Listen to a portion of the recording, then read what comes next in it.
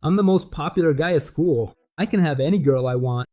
Everyone thinks I'm the most handsome and smartest, but I don't have time. I have a secret job. One day, a girl I didn't even know kicked a ball and her shoe hit me. I went to return it out of courtesy, but I noticed a strange smell coming from the shoe, so I got closer. I smelled her neck. She got scared, but it didn't matter. I had to make sure.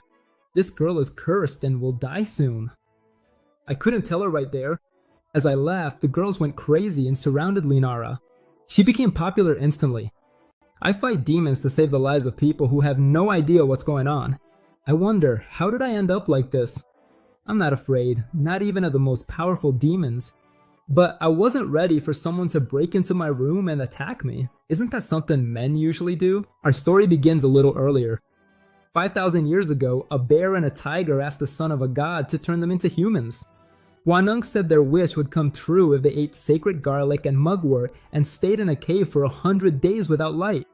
The tiger couldn't last even 7 days and ran away. The bear, however, persevered, believed in the promise, and in the end became a woman.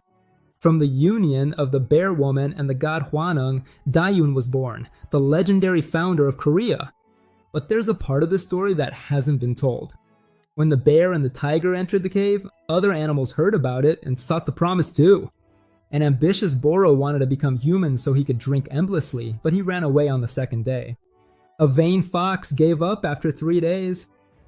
Many beasts couldn't last even a week.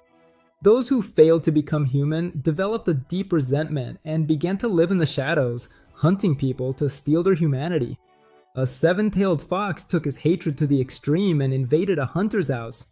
The old huntress, the protagonist's grandmother, saw that the fox, in disguise, was holding her newborn granddaughter hostage. The fox wanted revenge for the death of his wife.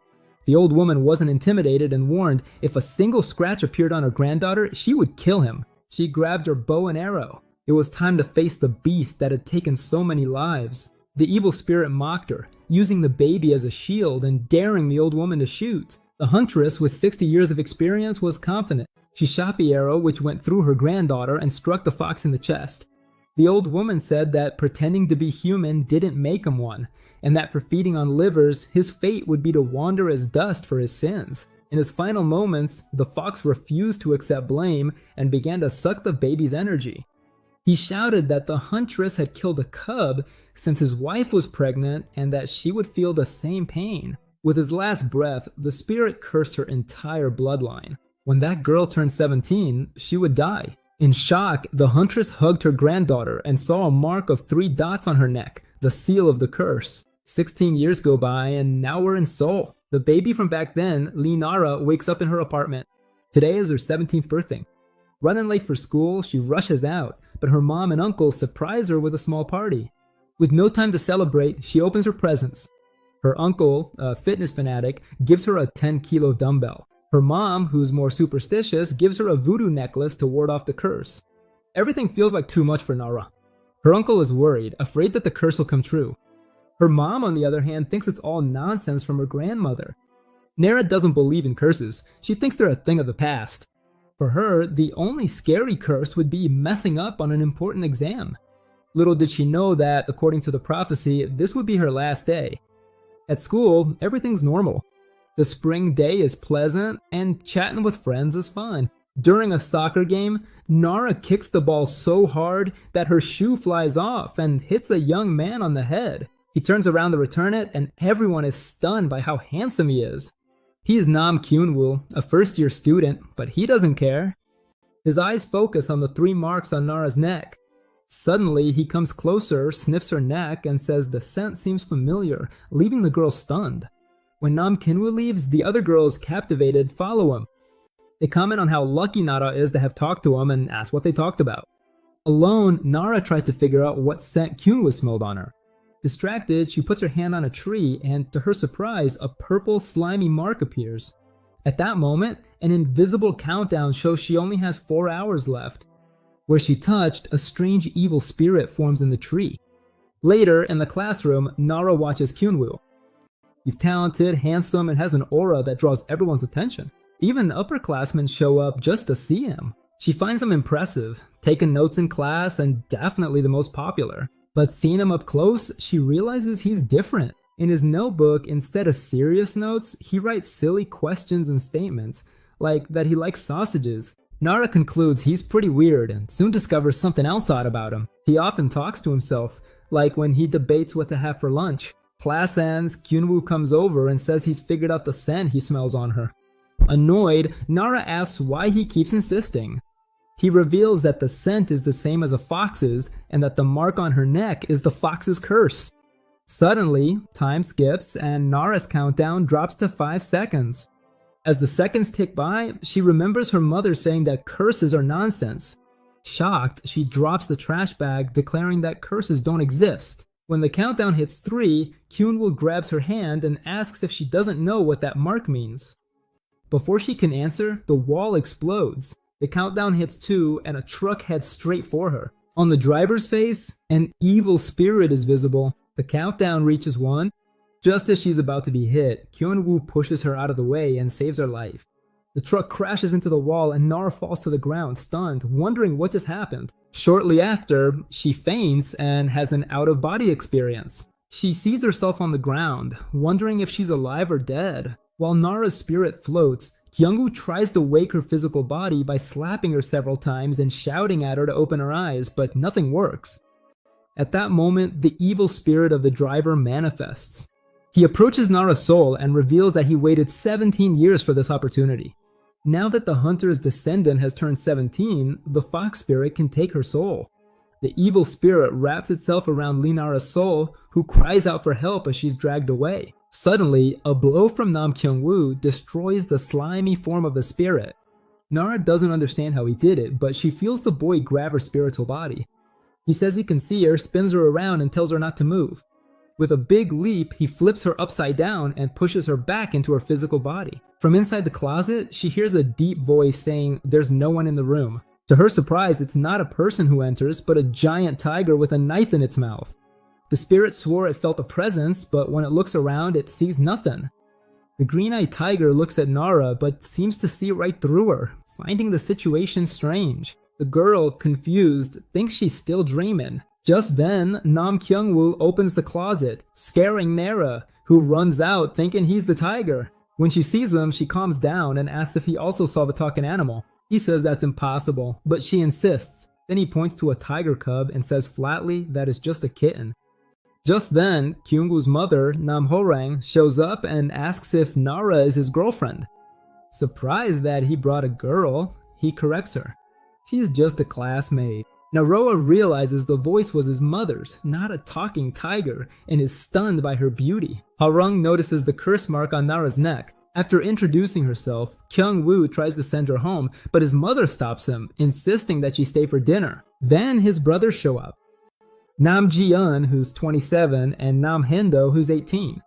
Nara recognizes Hindo as a popular student from her school, an aspiring actor, and realizes she had never noticed how handsome he was up close. Lee Nara keeps watching Nam Hando, thinking that with his looks, he could be a celebrity. A moment later, his mother, Nam Hao-rang, calls everyone to the table. Dinner is served. As soon as they sit down, Lee Nara feels that the atmosphere is really strange. Kyung-woo's mother keeps staring at her, while Nam Hando, the middle brother, refuses to eat and just glares angrily at the table. To make things worse, Kyung-woo is silent and even the family cat is eating with him. Feeling uncomfortable, all she wants is to go home. The only normal one is the oldest brother, Nam Ji-hun, who kindly tells Lee Nara to make herself comfortable and offers her food. Suddenly, Nara notices a small white feather on Ji-hun's shoulder and gets up to remove it. As she reaches out her hand, everyone looks at her strangely and Kyung-woo yells at her to stop, but it's too late. When she touches the feather, a huge white wing sprouts from Ji-hun's back. He screams in surprise and starts floating. Lee Nara is shocked and asks if he's an angel, but her expectation is shattered when, in the next instant, Gi-hun turns into a chicken. Kyung-woo, annoyed, says that dinner was a disaster.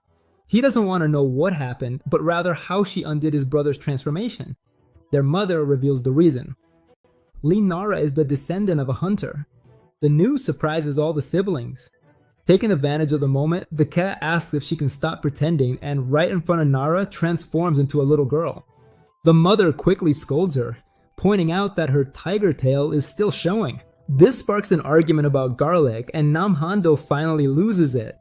He complains that he's tired of eating garlic in every meal, from pancakes to cakes, and that the taste is awful.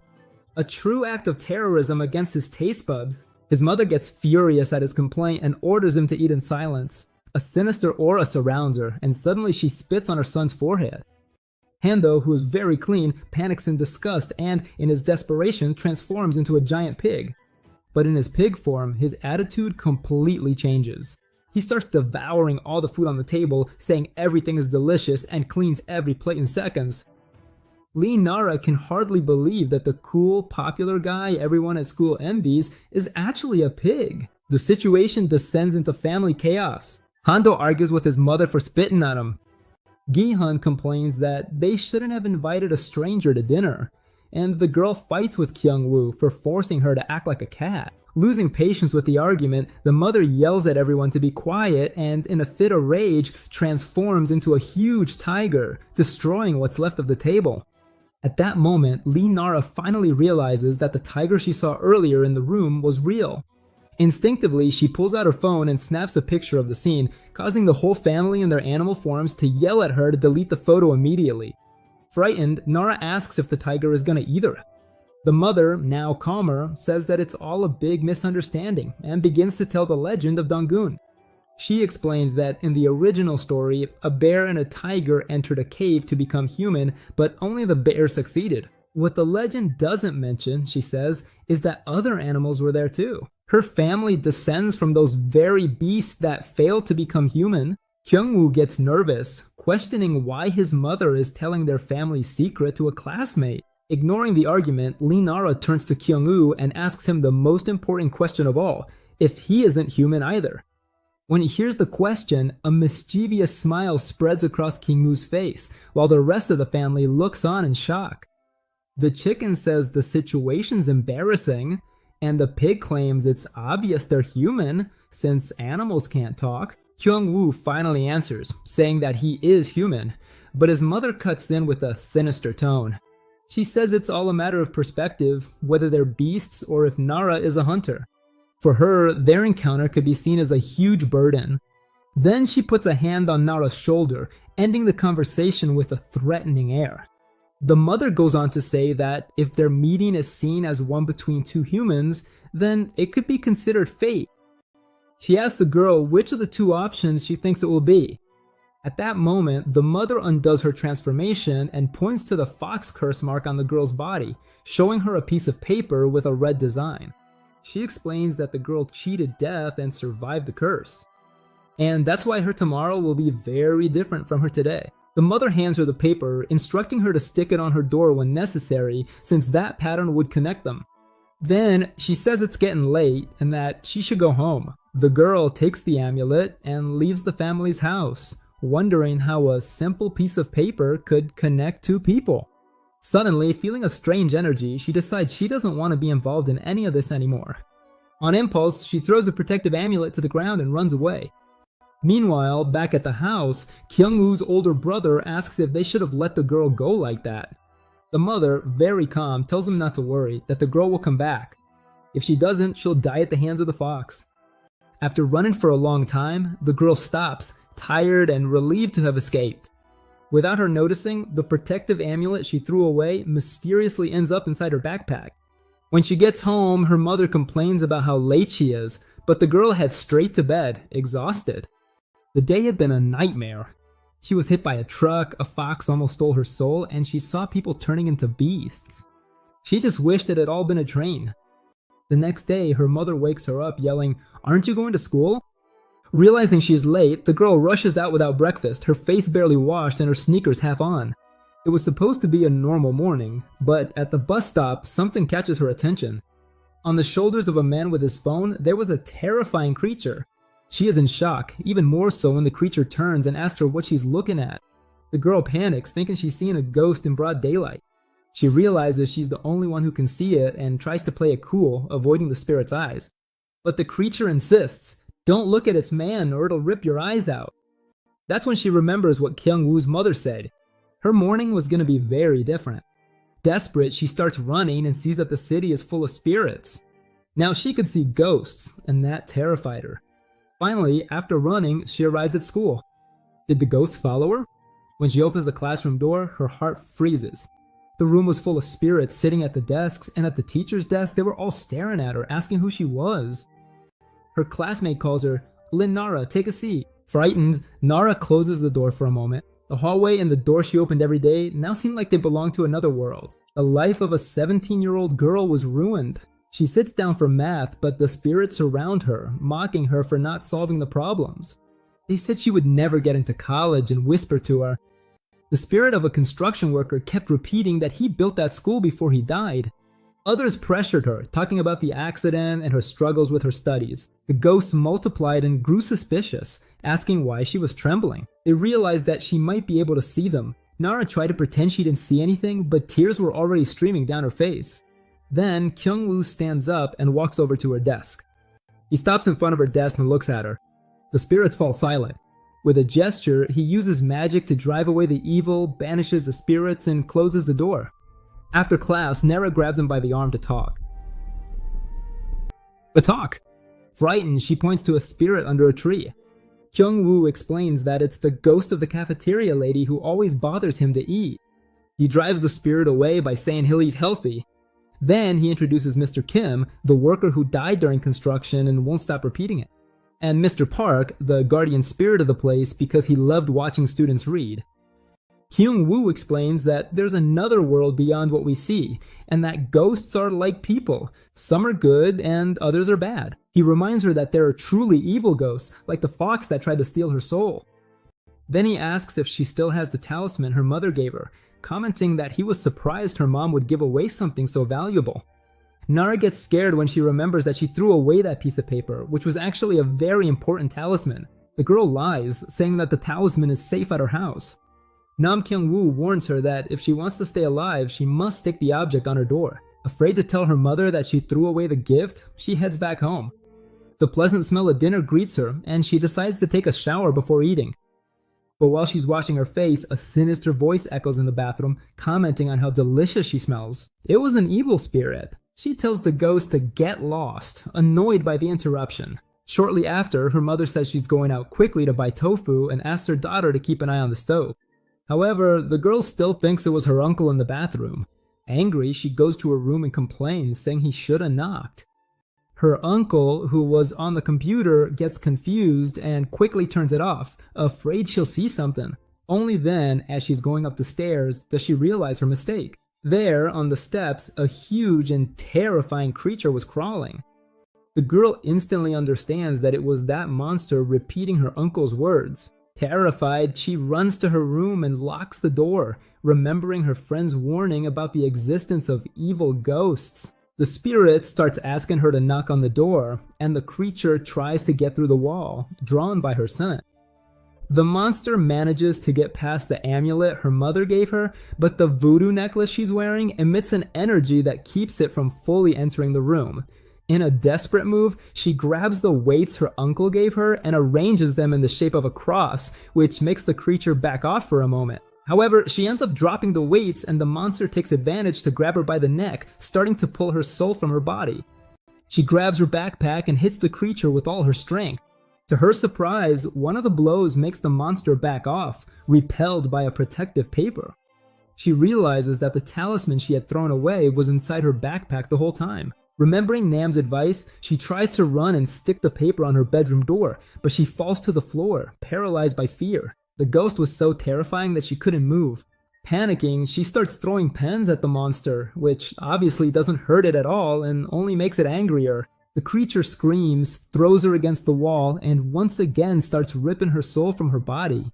About to be devoured, she realizes she's right next to the closet door. With one last effort, she tells herself she won't be eaten by a ghost and sticks the talisman right there.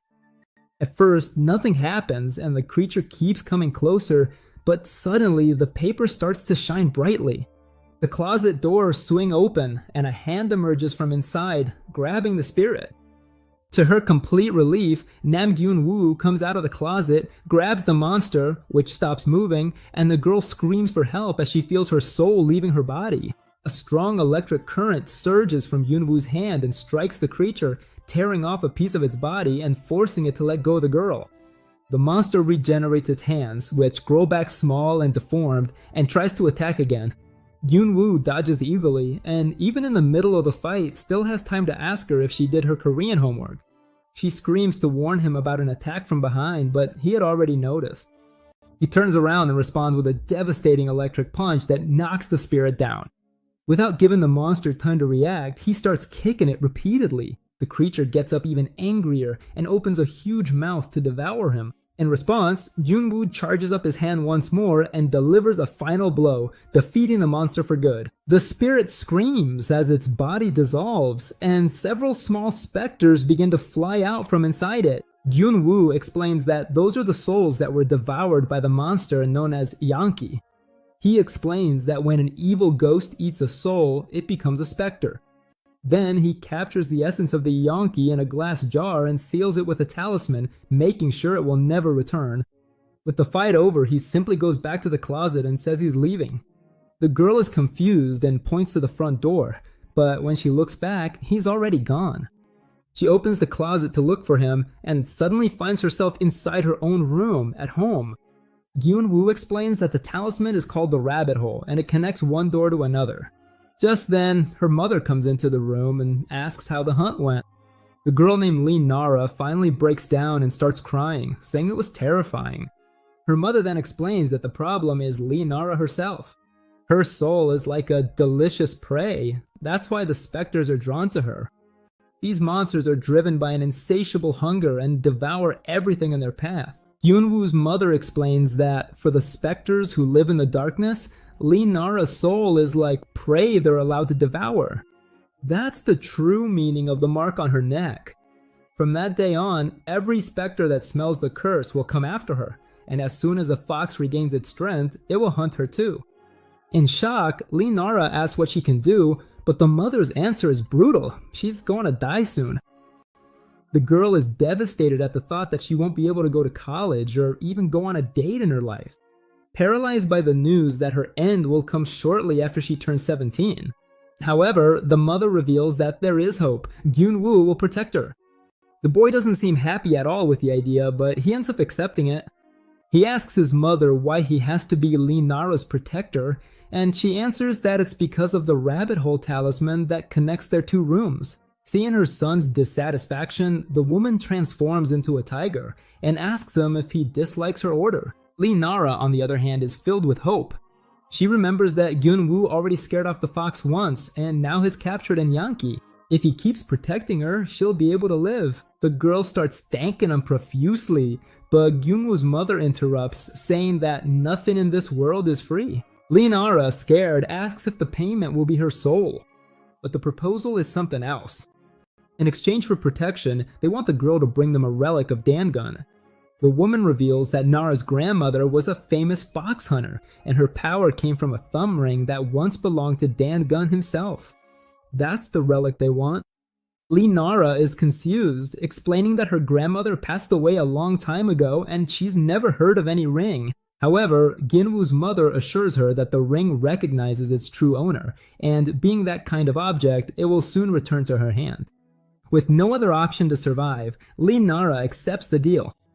Later, in her room, she looks at a family photo and wonders what kind of person her grandmother really was. Her mother always hated talking about her grandmother. She only said that she spent 6 months of the year away from home. Now, Lee Nara finally understands why. She was probably out hunting foxes. As she wonders where the relic could be, she decides to change for bed, but stops halfway through. She remembers the connection between her closet and Gyun-woo's room, immediately feeling uncomfortable about the lack of privacy. The next day, as she's getting ready for school, Lee Nara is startled when Gyun-woo simply walks out of her closet asking to see her Korean homework. He borrows her books and leaves, annoying the girl, who yells at him not to come into her room like that. Meanwhile, at Gyun-woo's house, his mother was watching the evil spirit they had trapped. Suddenly, a man named Pongbak comes in through the window. The woman scolds him for not using the door, and he replies that it sounds too human. He reminds her that for a beast, coming in through the window is a sign of good manners. Pongbak warns her that time is running out. If she really wants to become human, she needs to work harder to purify the world and capture more evil spirits. He says that before Dangun descends, they must accumulate enough good deeds or they'll spend the rest of their lives as beasts. Back in her room, Lena starts to hear a deafening guitar noise coming from the closet. Annoyed, she opens the door and finds Gyunggu playing guitar on his bed wearing only his underwear. She asks him to stop, saying it's really late and she's trying to sleep. The guy says that's rock and roll, but in the end he agrees to stop and lies down. Silently, she thanks him for his help earlier. Gyunggu hears everything but doesn't respond. Even though they were in different rooms, the connection between them made them feel close. From that day on, the two of them start going to school together. The scene doesn't go unnoticed by the other students, who immediately start gossiping, assuming that Lee Nara and Gyunggu are dating. The girls get jealous, and all that negative attention attracts an evil spirit who watches the scene with great anger. Pressed by her classmates, Lee Nara repeatedly denies having any kind of relationship with him, afraid that the truth would attract even more danger.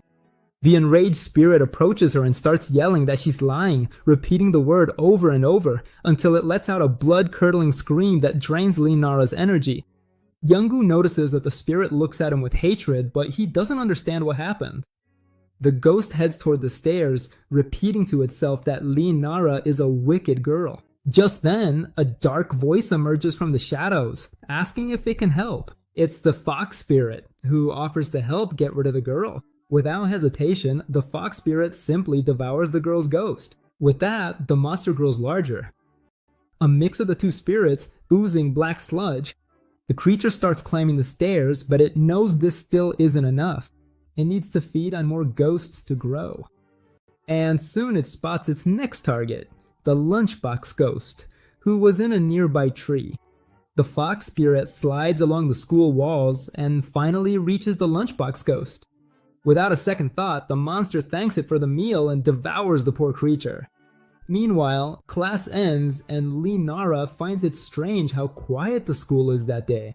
The teacher dismisses the students and everyone starts heading home. As they're leaving, Gyunggu asks if she's seen any ghosts, suggesting they might have gathered to watch something interesting. However, Lee Nara realizes that even the lunchbox ghost, who was always nearby, has disappeared. This information puts Gyunggu on high alert. He quickly pulls a piece of chalk out of his pocket and draws a large white circle on the ground, placing the girl in the center. He explains that as long as she stays inside the circle, evil spirits, the Eongwis, won't be able to see her. He tells her not to leave it for any reason, promising that he'll go check what's going on and come back soon. Nana asks if the situation is serious, but he doesn't answer and goes to investigate. Youngu heads to a dark area of the school, going up the stairs toward the bathroom. Once there, he feels a strong presence, even though it's hidden. Opening the door to one of the stalls, he finds all the school's ghosts huddled together, trembling with fear. He asks what they're doing there, and the spirits beg him to be quiet, whispering that a powerful Eongwi is roaming the hallways. However, before Youngu can react, the fox spirit suddenly appears and devours all the ghosts in front of him, transforming into an even bigger and more terrifying creature. Shocked by the scene, Youngu confronts the monster, which now directly asks where Lee Nara is. Meanwhile, the girl, still inside the circle, gets scared and sends messages to Gungu asking where he is and begging him to come back soon. Gyungu sees the messages, but he can't respond because he's facing the fox. The monster says it sensed Lee Nara's presence until just a moment ago, but then she suddenly disappeared. Seeing his ghost friends being devoured like that fills Gyungu with immense rage, and a powerful energy radiates from him. The fox accuses him of interfering with her revenge and says she doesn't care about the other humans. She offers him a deal. If he tells her where the girl is, he can live. Without hesitation, Gyungu responds with a charged punch straight to the fox's face, sending her flying. As the fox gets up, the voice of Mr. Park, one of the spirits she swallowed, comments that the punch really hurt. Distracted by the voice, Gyungu doesn't defend himself in time, and the fox attacks him with one of her 9 tails, slamming him into a bathroom stall. The monster brags that she devoured the spirits too quickly and hasn't digested them yet. Furious, Gyungu lunges again, unleashing brutal punches to the creature's stomach. The blows are so powerful that they make her vomit up Mr. Park's spirit, who thanks Gyungu and disappears. The fox, unfazed, comments that old ghosts don't taste very good.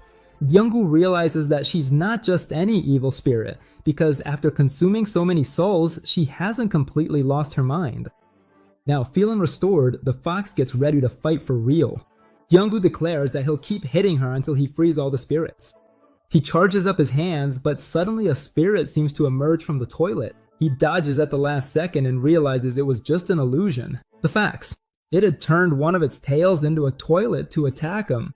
The monster warns him to watch where he steps. When he looks down, Kyung-gu sees the floor covered in sharp fangs and jumps just before getting bitten. While in the air, he notices that even the ceiling lights are traps.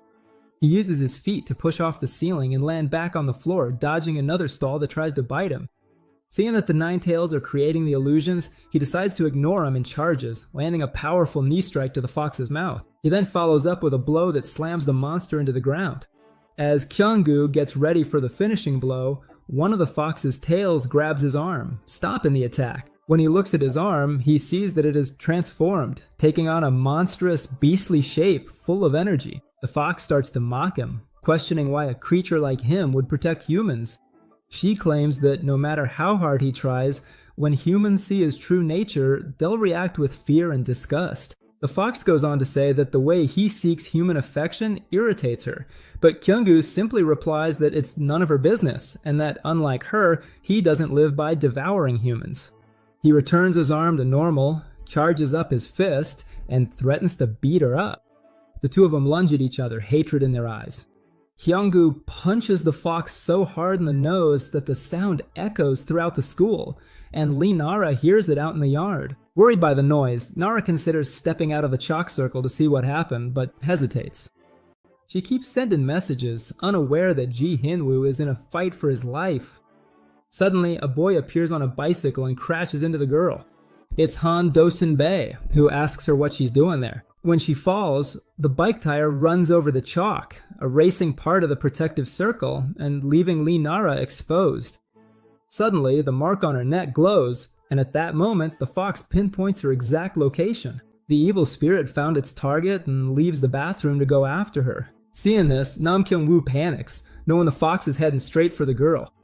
Within seconds, the black mud creature appears in front of Lee Nara, opening its huge mouth and promising to devour her. Terrified, the girl covers her face with her arms to protect herself, but when the fox tries to bite, it can't reach the student. Han Do-sun-bae, the middle brother, creates a magical barrier that blocks the attack. The fox notices the magic circle on the floor, which keeps it from getting closer. Finding the monster's appearance disgusting, Han Do creates a light spell that pushes it back. He declares that the creature's ugliness can't interfere with his own beauty, activating an aura he claims is untouchable. Lee Nara thinks that self-praise shouldn't be this effective. The fox, confused, asks what kind of hunter he is. At that moment, Han Do-sun-bae notices that some drops of the monster's mud splashed onto his hand. He's disgusted by the filth, but the worst happens next. His hand starts to transform into that of a pig. Ashamed of his beastly side, he tries to hide it. Shortly after, Nam Kyung-woo comes running and asks his brother to protect Lee Nara. The fox warns that no matter how hard they fight, the girl's life will be his. Ignoring the threat, Han Do puts the young woman on his bike and starts pedaling. Lee Nara asks if he's going to leave Kyung-woo behind.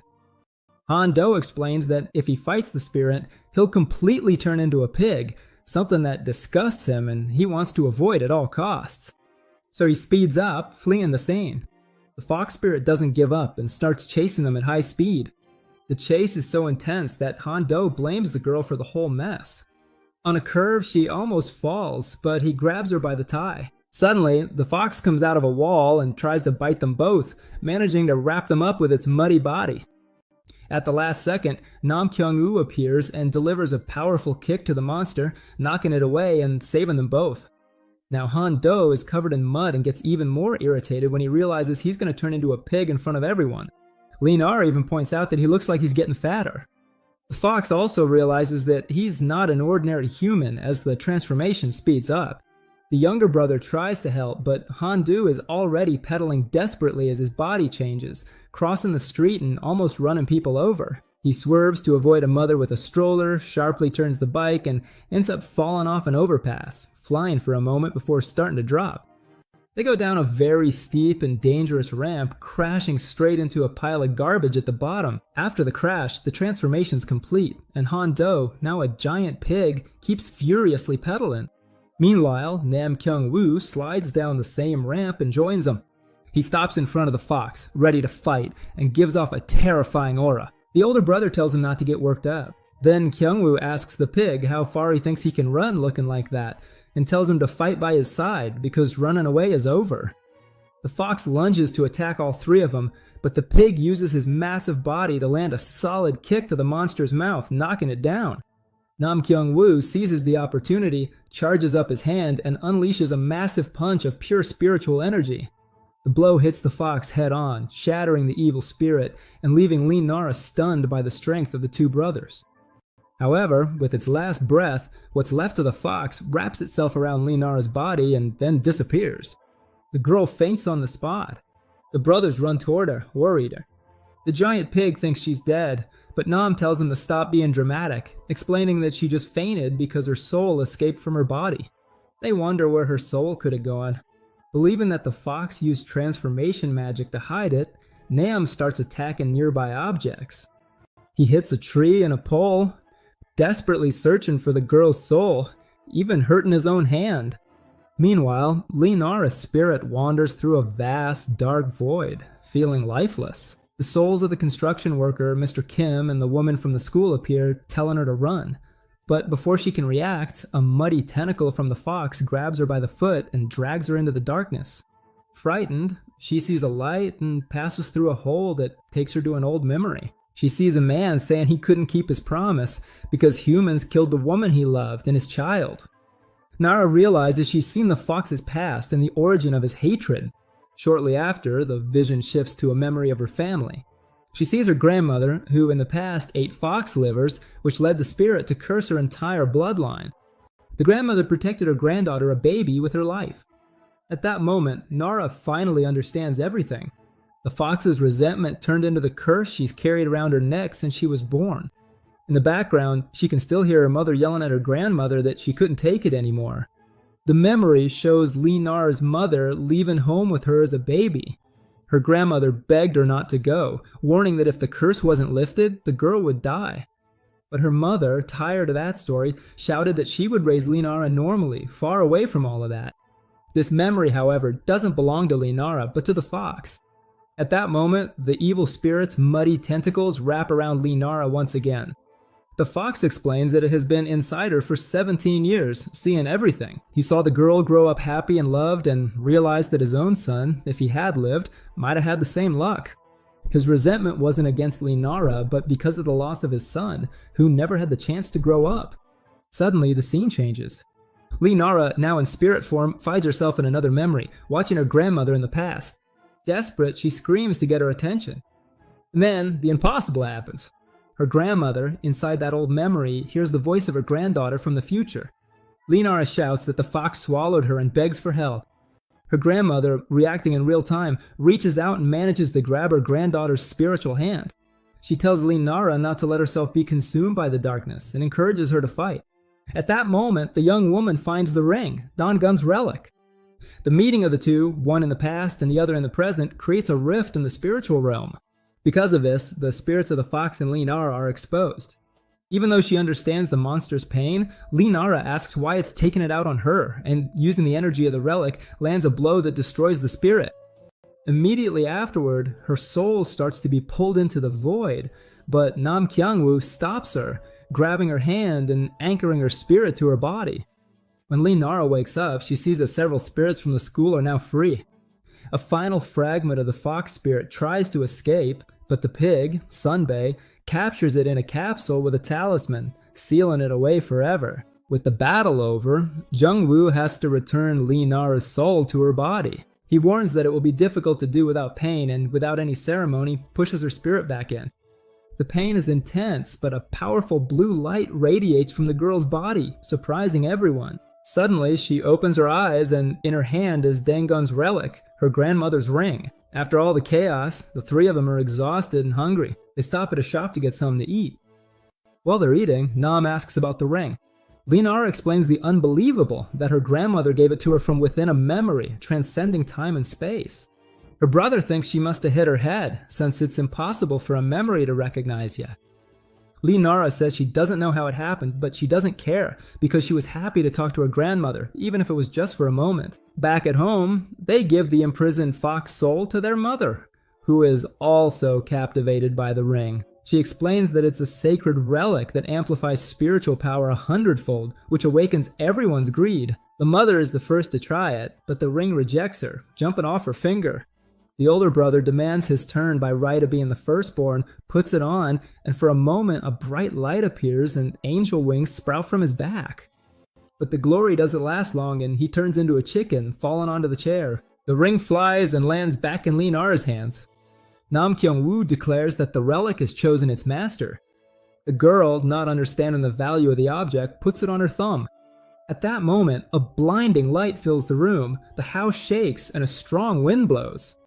Suddenly, a red liquid with a metallic smell appears on the table, and the overwhelming power causes everyone to lose control and transform into their beast forms. At that moment, a mysterious figure appears, floating in the room. An old man covered in furs introduces himself as the ancestral deity of the hunters. He says he has been waiting for the successor to the ring, and that Leonara is the chosen one. With everyone paralyzed, the old man announces that he will reveal a truth she does not know. The ancestral deity reveals the truth. There are beasts that wear human skin to sow chaos. Upon hearing this, the family behind him gets scared. Sensing the danger, Leonara tries to draw the old man's attention so they won't be discovered.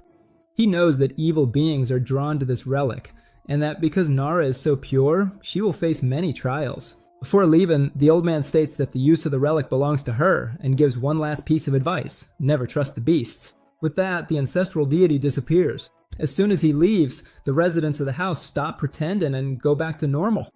Leonara is left confused, realizing that she's a hunter who won't hunt. Meanwhile, the family's pig, Peng Bei, takes a bath and transforms into his human form. He admires himself in the mirror, noticing a red +1 mark on his back, which indicates a high-level spirit.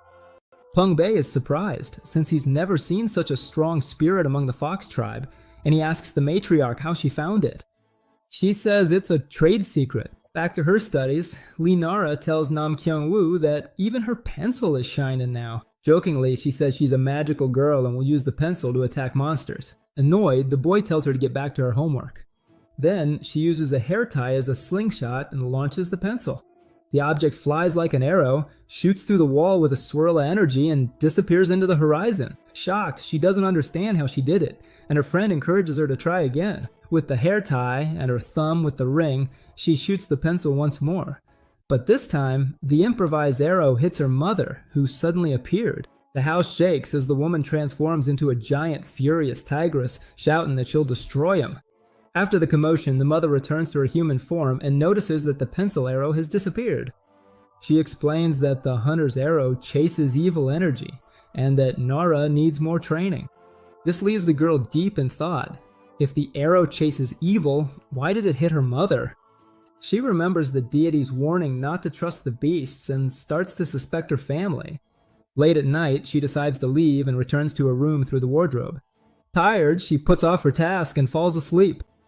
In the middle of the night, Nara wakes up and goes to the kitchen for something sweet.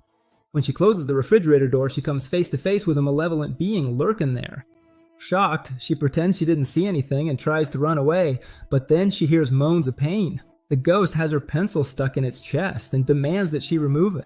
The next morning, Leonara is exhausted. She didn't sleep at all, since the ghosts torment her even in her dreams. She realizes that the pencil caused everything and she needs to get it back so the spirits will leave her alone. On her way, she realizes that the pencil she threw while playing unleashed a storm because it hit a nest of spirits. Her path leads her to an abandoned house she remembers from her childhood. She used to be so scared of it that she always took a detour. She doesn't know why she came, since even adults avoid the area. Nara remembers that the former resident died of a mysterious illness, and that, more recently, the place was used by gangsters as a hideout for their illegal activities. Inside the house, Min-soo is teasing his friends, asking if they were scared and what people in jail would say about them being cowards. During the conversation, one of them told the woman to stop smoking, saying the smell was sticking to their clothes. It turned out that no one had lit a cigarette. A thick, mysterious smoke filled the room, taking the shape of a terrifying spirit with sharp teeth. When they saw the ghost, the group of delinquents went into a total panic. Back to our protagonist, Lee Nara, who is now outside the property. The whole area is cordoned off with police tape, since the young people inside have disappeared. Curious and worried, she decides to take a quick look to see if everything's okay. Soon, she finds a huge tree, much bigger than it looked from a distance, and to her surprise, her pencil was stuck right in the middle of the trunk. She remembered that the pencil had flown a long way to get there. Nara recalled the matriarch's words, "The hunter's arrow, her pencil, always chases evil energy." The situation was sinister, and she knew that the ghost from her dreams would haunt her if she didn't remove the object from the tree. Frightened, she tried to call the spirit to come and pull out the pencil, but it didn't obey. Seeing that she had no other choice and that no one was around, she decided to go in and finish quickly. As soon as she stepped inside, she stepped on soft ground and fell into a hole, landing into a dark place. After hitting her back on a car, she realized she was in an underground garage. The darkness was absolute and she couldn't see anything, which made her worry about how she would get out. Since it was a garage, she knew there had to be an exit, but the place was huge and she couldn't find one. Exploring with her phone's flashlight, she started to notice strange things. Thick tree roots were growing out of the walls and spreading everywhere. She also found candles, a sign that someone had been there. Suddenly, a noise confirmed her worst fear. She wasn't alone. When she moved her phone, the light revealed the 3 missing criminals and others. They all looked like zombies, with blank expressions and strange movements. Meanwhile, somewhere else, Nam and Lee Nara's mother were talking, confused. They didn't understand why Lee's curse wasn't going away. Even after capturing the fox, the mother wondered where the vessel that sealed the fox could be. Back in the garage, Lee Nara found the answer. The tree was covered in talismans, and around it were containers with sealed spirits. One, right in the center, seemed to be the fox's. With no time to process, a spirit floated behind her, and the zombies started to close in. Nara shouted at him to stay back, but they didn't stop. When they tried to attack her, she dodged and put away her phone, bracing herself for the worst. At that moment, the spirit from her dream appeared, floating. He offered that if she pulled the pencil out of the tree, he would help her escape. He pointed out a log setup for her to climb on. Without thinking, Lee Nara climbed as fast as she could.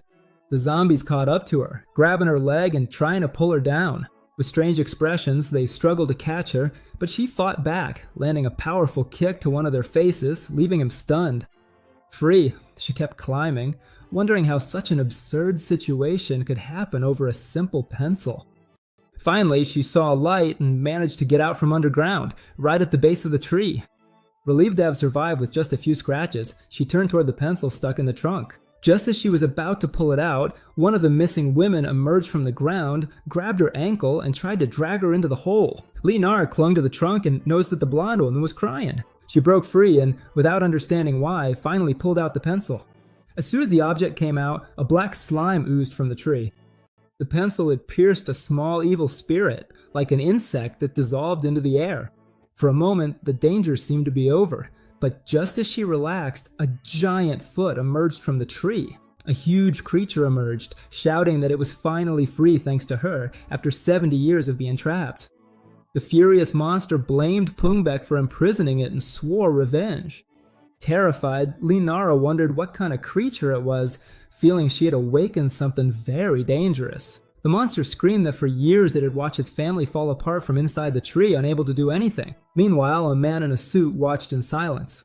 The creature saw him and ordered him to come down. It was Pungbek. He appeared, saying the seal should never have been broken. Ignoring the question, the monster charged. Pungbek vanished and reappeared in the air, landing a double kick that knocked the creature down. He asked how the seal had been broken. Meanwhile, Lee Nara, hiding the pencil, pretended she had nothing to do with it. He ordered the monster to return to the tree. Annoyed, the ogre got up and threw a powerful punch at Pungbek's chest. Pungbek stepped back, but didn't feel the blow. The creature tried to crush him with the back of its hand, but Pungbek blocked the attack without moving. With an air of superiority, he said that if the monster went back to the tree, he would spare its life. Despite the ogre's blows, Pungbek remained unfazed. Seeing that brute force wasn't working, the blue monster unleashed a powerful blast of fire, but the villain blocked the flames with one arm, telling him to stop playing around. As Pumbek prepared to counterattack, the ogre acted quickly. He disappeared and reappeared next to the girl. He grabbed her and leapt away from danger. He fled with the young woman through a dark door, closing it behind him. Shortly after, Pumbek arrived and opened the door, vowing that this time he would tear off the creature's arms and legs. After a few steps, he noticed a crab and realized he had fallen into a trap. A magical barrier transported him to a deserted beach where a door stood in the middle of a heart drawn in the sand, and a sign indicated he was in Busan. Pumbek was furious, recognizing the trap of a deity, a trick that had caught him 70 years ago. Meanwhile, in a safe place, the ogre asked the girl if she was hungry. He noticed she looked exactly like a young woman in an old photo, wearing the same clothes. He asked her why she was there, and the young woman replied that she just wanted to take a pencil from the tree. The ogre explained that it wasn't a pencil, but an arrow that had broken the seal imprisoning him. Suddenly, their conversation was interrupted by the girl's cell phone. It was her friend Kindu. She took advantage of the ogre's distraction to run and answer, trying to ask for help. But the monster was faster. He snatched the phone from her and smashed it. He said that now that the guardian deity was freed, this place was the safest for her. The girl was terrified, realizing he planned to keep her prisoner. At that moment, the blood from the basement appeared, now lucid, and warned her not to trust the ogre. She revealed that he had trapped all of them in the basement, that he wasn't a guardian, but a monster who fed on people. The ogre denied everything, saying that the real monster was Pumbek. To silence her, he struck the blonde, who collapsed instantly, leaving the protagonist in shock. Then, the others trapped in the basement appeared and attacked the ogre, shouting at the student to escape through the window. She ran while the ogre easily defeated the two men, throwing them against the wall. Desperate, the monster tries to convince her to stay, saying that they're being manipulated and that Pumbek will catch her if she leaves. The girl doesn't know who to believe. She remembers Pumbek asking her if she released the creature, and the matriarch's words, "A hunter's arrow chases evil energies." She concludes that the man in the coat was telling the truth and runs. Angry that he couldn't convince her, the ogre stops her, slams her against the wall, and leaves her unconscious.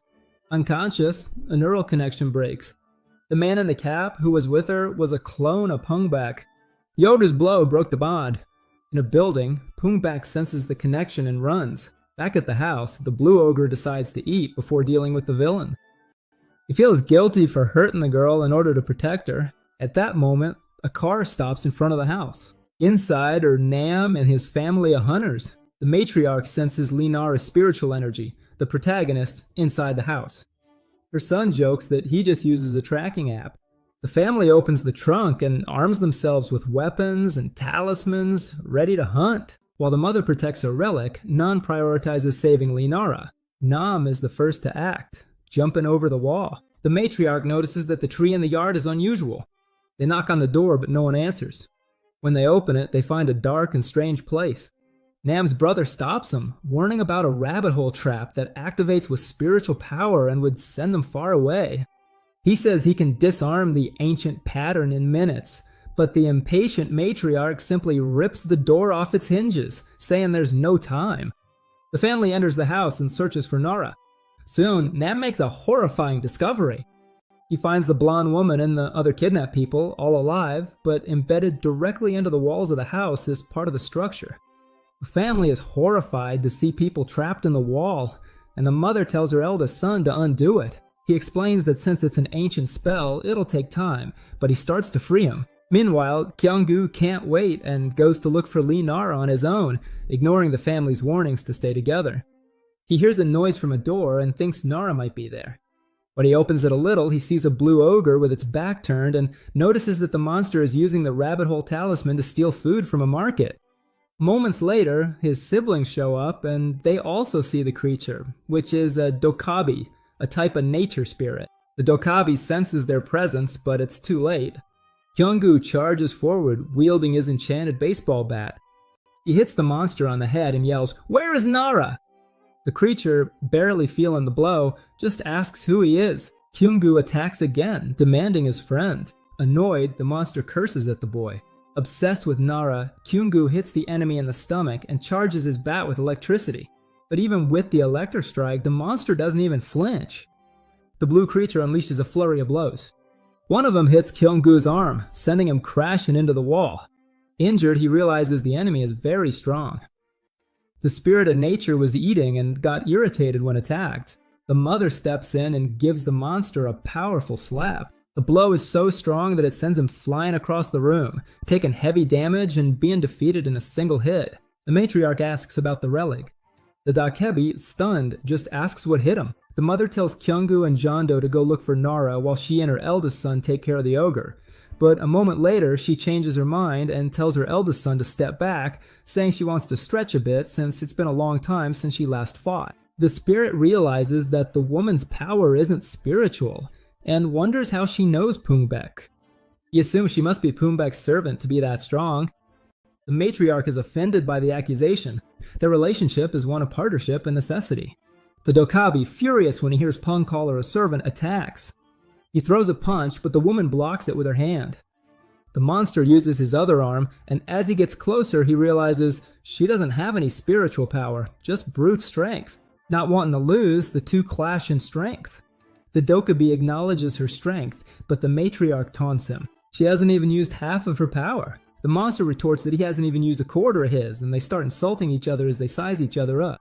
Little by little, the woman takes control, pushing the spirit down until she buries him in the ground. He desperately asks what she is. She punches him in the face, and in the fight. During the fight, Hondo, Sunbae, and Gunyu go upstairs looking for Nara. They notice the place is filthy, covered in dust, and looks like it's about to collapse. Gung Ji-yu calls out to Nara until he hears a response from one of the rooms. When they open the door, they find the girl gagged on the floor. But the strangest thing is that she's sound asleep and snoring. They can't understand how she can sleep in a situation like this. After shaking her a bit, Gung-gu's voice wakes her up. He asks if she's okay and unties her. He asks her why she didn't answer her phone, but before she can reply, Nara hugs him. She had just gone through something terrifying and needed to calm down. Gong Ji-yu remembered how dangerous the world his friend had gotten into was. Back at the fight, the Dokabi refuses to give in. He and the matriarch trade blows until the blue monster grabs her and drags her along the walls, destroying everything. Feeling her back slam repeatedly, the woman gets tired and reveals her true form, a giant tiger. With a double swipe of her claw, she seriously injures the monster, who is shocked by her transformation. The impact of their fight makes the house shake even more. The roof of Gung-gyu and Nara's room collapses completely. As they fall, Gung-gyu hugs Nara, and luckily they land on a bed that cushions the impact. The family gathers in the new place. They look around and realize they're in a strange place, full of piles of empty, sealed containers. The matriarch demands that the Dokabi explain what this place is. He reveals that the place is a prison and storage for Poongbek. He used to capture spirits called Eon Quists and lock them up here so they would devour each other. Afterwards, Poongbek would devour the strongest one. The mother doesn't believe it, saying he would never do such a thing. She remembers how he encouraged her to purify the world so that one day she could become human. The blue ogre insists that it's true. Poongbek is dying, turning into an empty shell that devours the Eon Quest to extend his life. At that moment, Poongbek appears in the middle of the family. The Dokabi explains that by devouring so many spirits, he's become a high-level Eon Key. For years, he dedicated himself to saving humans, but death was his only reward. The idea of simply disappearing terrified him. Desperate, he begged the gods for a solution, but the deities remained silent, which led him down this dark path. In his desperate struggle to survive, Poongbek tried everything. One day, he drank an Eon Kui, a type of spirit, and was amazed by the effects. He realized that he could live and heal part of his illness without begging the gods or humiliating himself. This discovery was a liberation, but what started with a sip soon became an uncontrollable addiction. Poongbek sank into it, filling his body with spirits, and feeling a withdrawal that made him crave more. The thirst for more spirits became such a great pain that he could barely remember what he was doing. In this state, he stumbled upon an ancient tree in the garden of a house. It was full of Eon Quiz that a Dokabi had gathered for 300 years to protect his family. Without thinking, Poongbek sealed away the nature spirit that guarded the tree, and like a farmer harvesting fruit, enjoyed the feast of aged spirits. Back in the present, Poongbek decides it's time to finish. The Dokabi matriarch confronts him, surprised to see the face of the traitor. She asks him sarcastically if he enjoyed the evil spirits she captured, the very ones he stole. Poongbak responds arrogantly, saying he had no reason to refuse such a gift. He taunts him, claiming they crawled like dogs to become human, and that he only treated them like the beasts they are. The matriarch is enraged by his conceited tone, and even Nara gets angry. Poongbak reveals his cruel plan. To him, it's only natural to throw away what has become useless. He had already secured enough Yankee and amassed a large stockpile. Now that the tree was empty, and the family was no longer useful, it was time to get rid of them. At that moment, the spirit of nature, the tree, bursts into blue flames, and soon the whole house catches fire, trapping the siblings inside.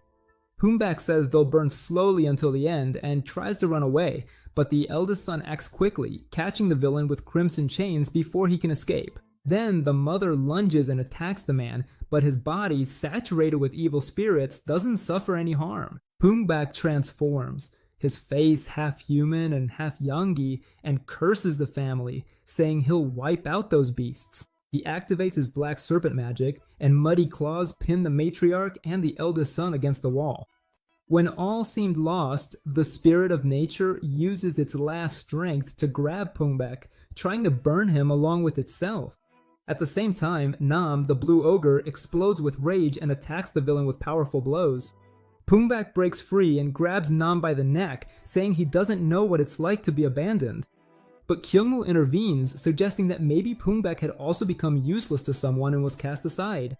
Hearing this, the villain freezes for a moment, and that doubt is enough for Nam to break free. At that very moment, a spectral blue arrow strikes Poongbak in the chest. It was Nera who improvised a weapon using a pencil, a hair tie, and her ring. Immediately, Kyungwoo takes advantage of the opening and lands a massive, energized thunder punch to his chest. The impact is so powerful that all the Youngies he had devoured are expelled from his body, dissolving into the ground. Without the spirits, Poongbak loses his strength. His body collapses and his face melts. In shock, he accuses Nara of ruining everything by freeing the Dokkaebi and shooting the arrow. He swears he'll never forget her, but the matriarch warns there won't be a next time. As a last resort, Poongbak unleashes a wave of dark energy, collapsing the house, and uses the chaos to escape through the flames. The family has to escape from the collapsing building. Undo finds a possible way out, a refrigerator with a talisman, but hope is short-lived, as a block of concrete falls and destroys the passage. With the only exit destroyed, desperation sets in. The other route, the one Poongbak used, is blocked by fire. It seemed like the end, but suddenly, the burning tree's roots move, revealing a hidden door among the rubble. On it was another rabbit hole talisman, a new chance to escape. The tree roots move and open the door, showing the way out. This was the final act of the Dokkaebi, the protective spirit of the place. Nara realizes that he is using his last bit of strength to save them and asks him to escape with the family, but the spirit explains that his fate is tied to the tree. If it dies, he will die too. He regrets not being able to protect his home or the family that lived there. But as a guardian deity, he will fulfill his final duty to protect the last guest of the house, Nara. With his last words, the spirit fades away. Nara can't believe he's leaving in such a sad way. Seeing her hesitation, Nam grabs her by the arm so they can run through the door. She looks back one last time, just in time to see the Dokkaebi's body disintegrate. Saddened, she takes a photo from the wall, remembering that the spirit said the family in the house was very fond of it. He was trapped for 70 years, and Nara regrets having been so afraid. She wonders if things would have turned out differently if she had been braver. As they cross the door, the family finds themselves in Busan, and everyone hugs, happy to be alive.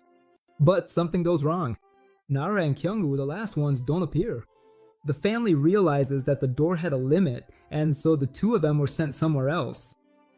Meanwhile, the couple emerges in a different place. The house that was once in ruins is now intact, with a well-kept garden. Kyungwoo is sure that something very strange is happening. When they turn around to go back through the door, they find a boy with a camera. Nara remembers what the Dokkaebi said about the last descendant. She puts the pieces together and realizes that the spirit didn't open a door to the exit, but one to his own past. They are in 1954. The boy asks who they are, and Nara, not wasting any time, tries to warn him about Pungbak's black serpents. She tells him that it's the real monster and that his family's in danger. The boy defends the doctor. He says that Pungbak is kind, treats his mother's illness, and asks Nara not to speak badly about him. Kyung-woo comments that no one would believe strangers saying something like that. Nara understands. She didn't believe the Dakabi at first either. Now she understands the spirit's helplessness. She realizes that running away or doubting won't solve anything. Even without knowing if it'll work, she decides to try something. Determined not to avoid confrontations anymore, Nara uses the power of her ring and extracts the negative energy from the boy's chest. The little photographer is left confused while Pungbak, watching, is amazed to see Nara capture and destroy the evil spirit with her own hands. She explains to the boy that many things are invisible and that he needs to trust her. To prove it, she hands him the burned photo she took from the wall, asking him to set aside his prejudices and see her sincerity. At that moment, Dr. Pungbak walks toward them. The door to the future begins to close, and Nam shouts to Nara to run or she'll be trapped in the past. Before crossing, the girl shouts to the dokebi, still trapped in the tree, promising that one day she will come back to free him. The spirit is amazed when he hears her promise. A moment later, Pungbak arrives and opens the door, but finds no one there. The girl left words that the dokebi didn't understand at the time, but they gave him hope. Still, with his body trapped in the tree, he endured everything while watching the boy's happy family through the window. The boy, Gunho, became a wonderful photographer, taking pictures of the world for his mother, who couldn't leave the house. He showed her the flowers in the garden and the smiles of people. His mother said she was happy every day because of him. Gunho grew up, but the happiness didn't last. After losing his mother, he lost his father soon after. Alone in the world, the boy became easy prey for Pungbak. Desperate, the Dakabi wanted to protect the boy at all costs, so he decided to give all his power to Gunho, the last descendant, hoping he would escape and live out his dream. Even if it meant becoming an empty shell, the spirit didn't care, as long as the boy was saved. But Pungbak broke into the chamber, and soon after, Gunho disappeared. Silence fell over the house, which became a tomb of happy memories. Time passed, the house rotted away, and the dokebi remained alone, feeling useless for not being able to protect anyone. Tired of staring into the void, he began to scream, begging for someone to either free him or get rid of him forever. And it was at that moment, when he had already given up on everything, that a bright light appeared. That light was in fact the arrow that Lee Nara had shot with the ring. It was the arrow of an old promise, flying from the past to save him. Back in the present, Nara and Nam Kyung-woo realized that the entire house had been consumed by fire. Because of this, a path had opened up, allowing them to escape. The abandoned house they returned to was now just a pile of black ashes. The big tree was also burned. Amidst the destruction, Nam finds a small light, all that remained of the dokebi spirit. It was still alive, but its form was tiny and weak. Lee Nara feels relief to find it and asks if it can hear her. Her colleague, however, warns that the spirit won't recognize her and will soon disappear. Desperate, she asks if there's any way to save it, but Nam Kyung-woo explains that it would be impossible unless the tree came back to life. At that moment, the police arrive and warn them that it's dangerous for students to enter a burning building. An officer asks if they got trapped by accident. He mentions that a witness saw someone go in with a can of gasoline and asks if they saw anything, but they deny it. Strangely, the neighbors seemed happy about the fire, saying that the abandoned house was bringing down the neighborhood's value. The owner refused to sell, and that's why the house ended up like this. Curious, Nara asks if the owner is still alive, but the neighbors aren't sure. They reveal that he was a famous photographer named Park Ganyo, a documentarian who passed away in 2001. His family donated more than 50,000 of his works to the art museum. With this information, Nara and Kyung-woo go to a farewell photography exhibition in honor of Park Ganyo. Nara realizes that the boy from the past had been alive until recently. At the museum, the spectral butterfly guides them while Lee Nara carries the little dokebi spirit in her hands. The spirit looks at the photos and recognizes the flowers his mother loved, realizing that in them, they never withered. The boy from back then trusted the words Lee Nara told him. His mother's dream was for him to go out into the vast world beyond the fence, and one day he finally did. He found farmers working under the sun with smiles on their faces and photographed them, filling his work with warm stories. As they look at the works, the couple finds a beautiful photo of a mother and her son. The little Dokubi spirit is happy to see that Park Ganyo got to experience the outside world. There was also a photo of his family by the tree, which makes Nara proud to know that the boy became a great artist. Nam Kyung-woo doesn't understand why she calls him a boy since he was an old man when he died. Suddenly, a girl approaches and praises the photos of the tree, saying it was her grandfather's favorite and had a special meaning. At that moment, they realize that she is Park Ganyo's granddaughter. Jia says goodbye and leaves. This meant that Ganyo was not the last descendant of the family, as the spirit had believed. Upon learning that his bloodline was still alive, the Dakabi found peace. He smiles, content, and his body disintegrates into tiny particles of light that settle on the photograph, allowing him to return to the family he loves so much. Lee Nara asks if he survived, but Nam Kyung-woo can't say. He only comments that, in the end, the spirit seemed happy, trapped in a memory that was neither painful nor fleeting. Shortly after, Nara receives a call. They tell her they're okay and ask where she and her brother are. She reflects on how everything happened. That day, they took an unusual path and found the Dokabi tree, escaping the trap through another door. She wonders if it was coincidence or a miracle, but concludes that miracles don't come from divine help but from human will. Maybe the spirits of her parents guided her. In fact, there was a photo of Lee Nara in the museum with the title of benefactor. Later, Nara's family takes a bullet train to go back home. During the trip, she asks her mother why she trusted Pungbak. The matriarch admits that despite her suspicions, she was blinded by the desire to become human quickly and easily, and takes the blame. Handong, however, still holds a lot of resentment since he was the one who most wanted to become human and was left very disappointed. The older brother agrees that it's disappointing, but says there's nothing they can do, suggesting they keep helping humans as they always have.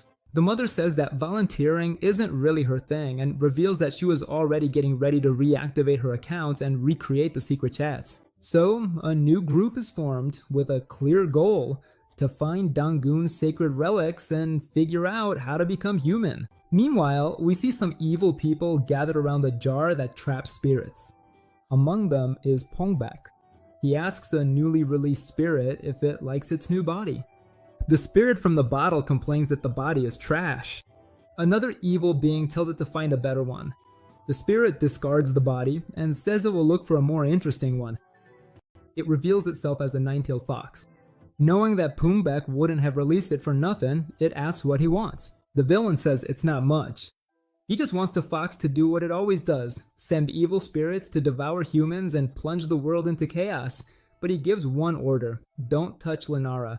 He wants her soul for himself. The scene takes us to the past. Inside a crystal ball, a mist and white flames flicker. A man didn't understand the voice, but he knew it was one of Damgun's sacred relics, a troublesome thing his wife had left behind.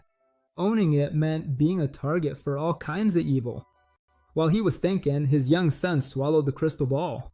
The father panicked, yelling at him to spit it out immediately.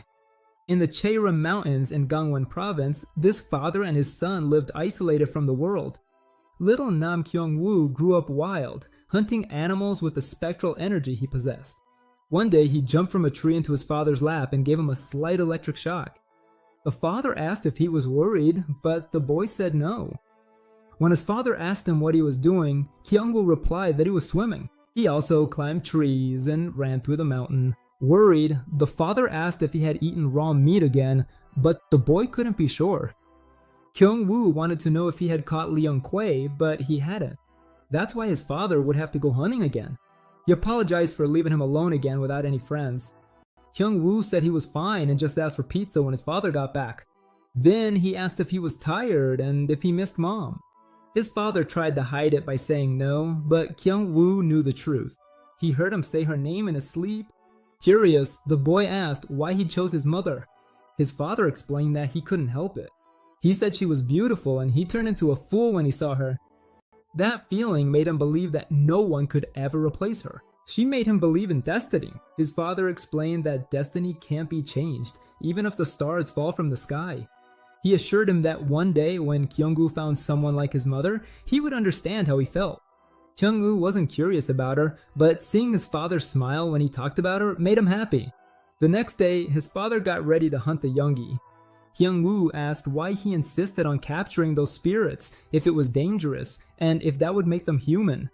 His father explained that wasn't the reason. He did it because he believed it was the right thing to do. For him, living as a human was simple, just love, help each other, and live kindly. Kyung-woo, showing his beastly side, asked if appearance didn't matter, and his father confirmed it. As long as they lived like humans, their appearance didn't matter.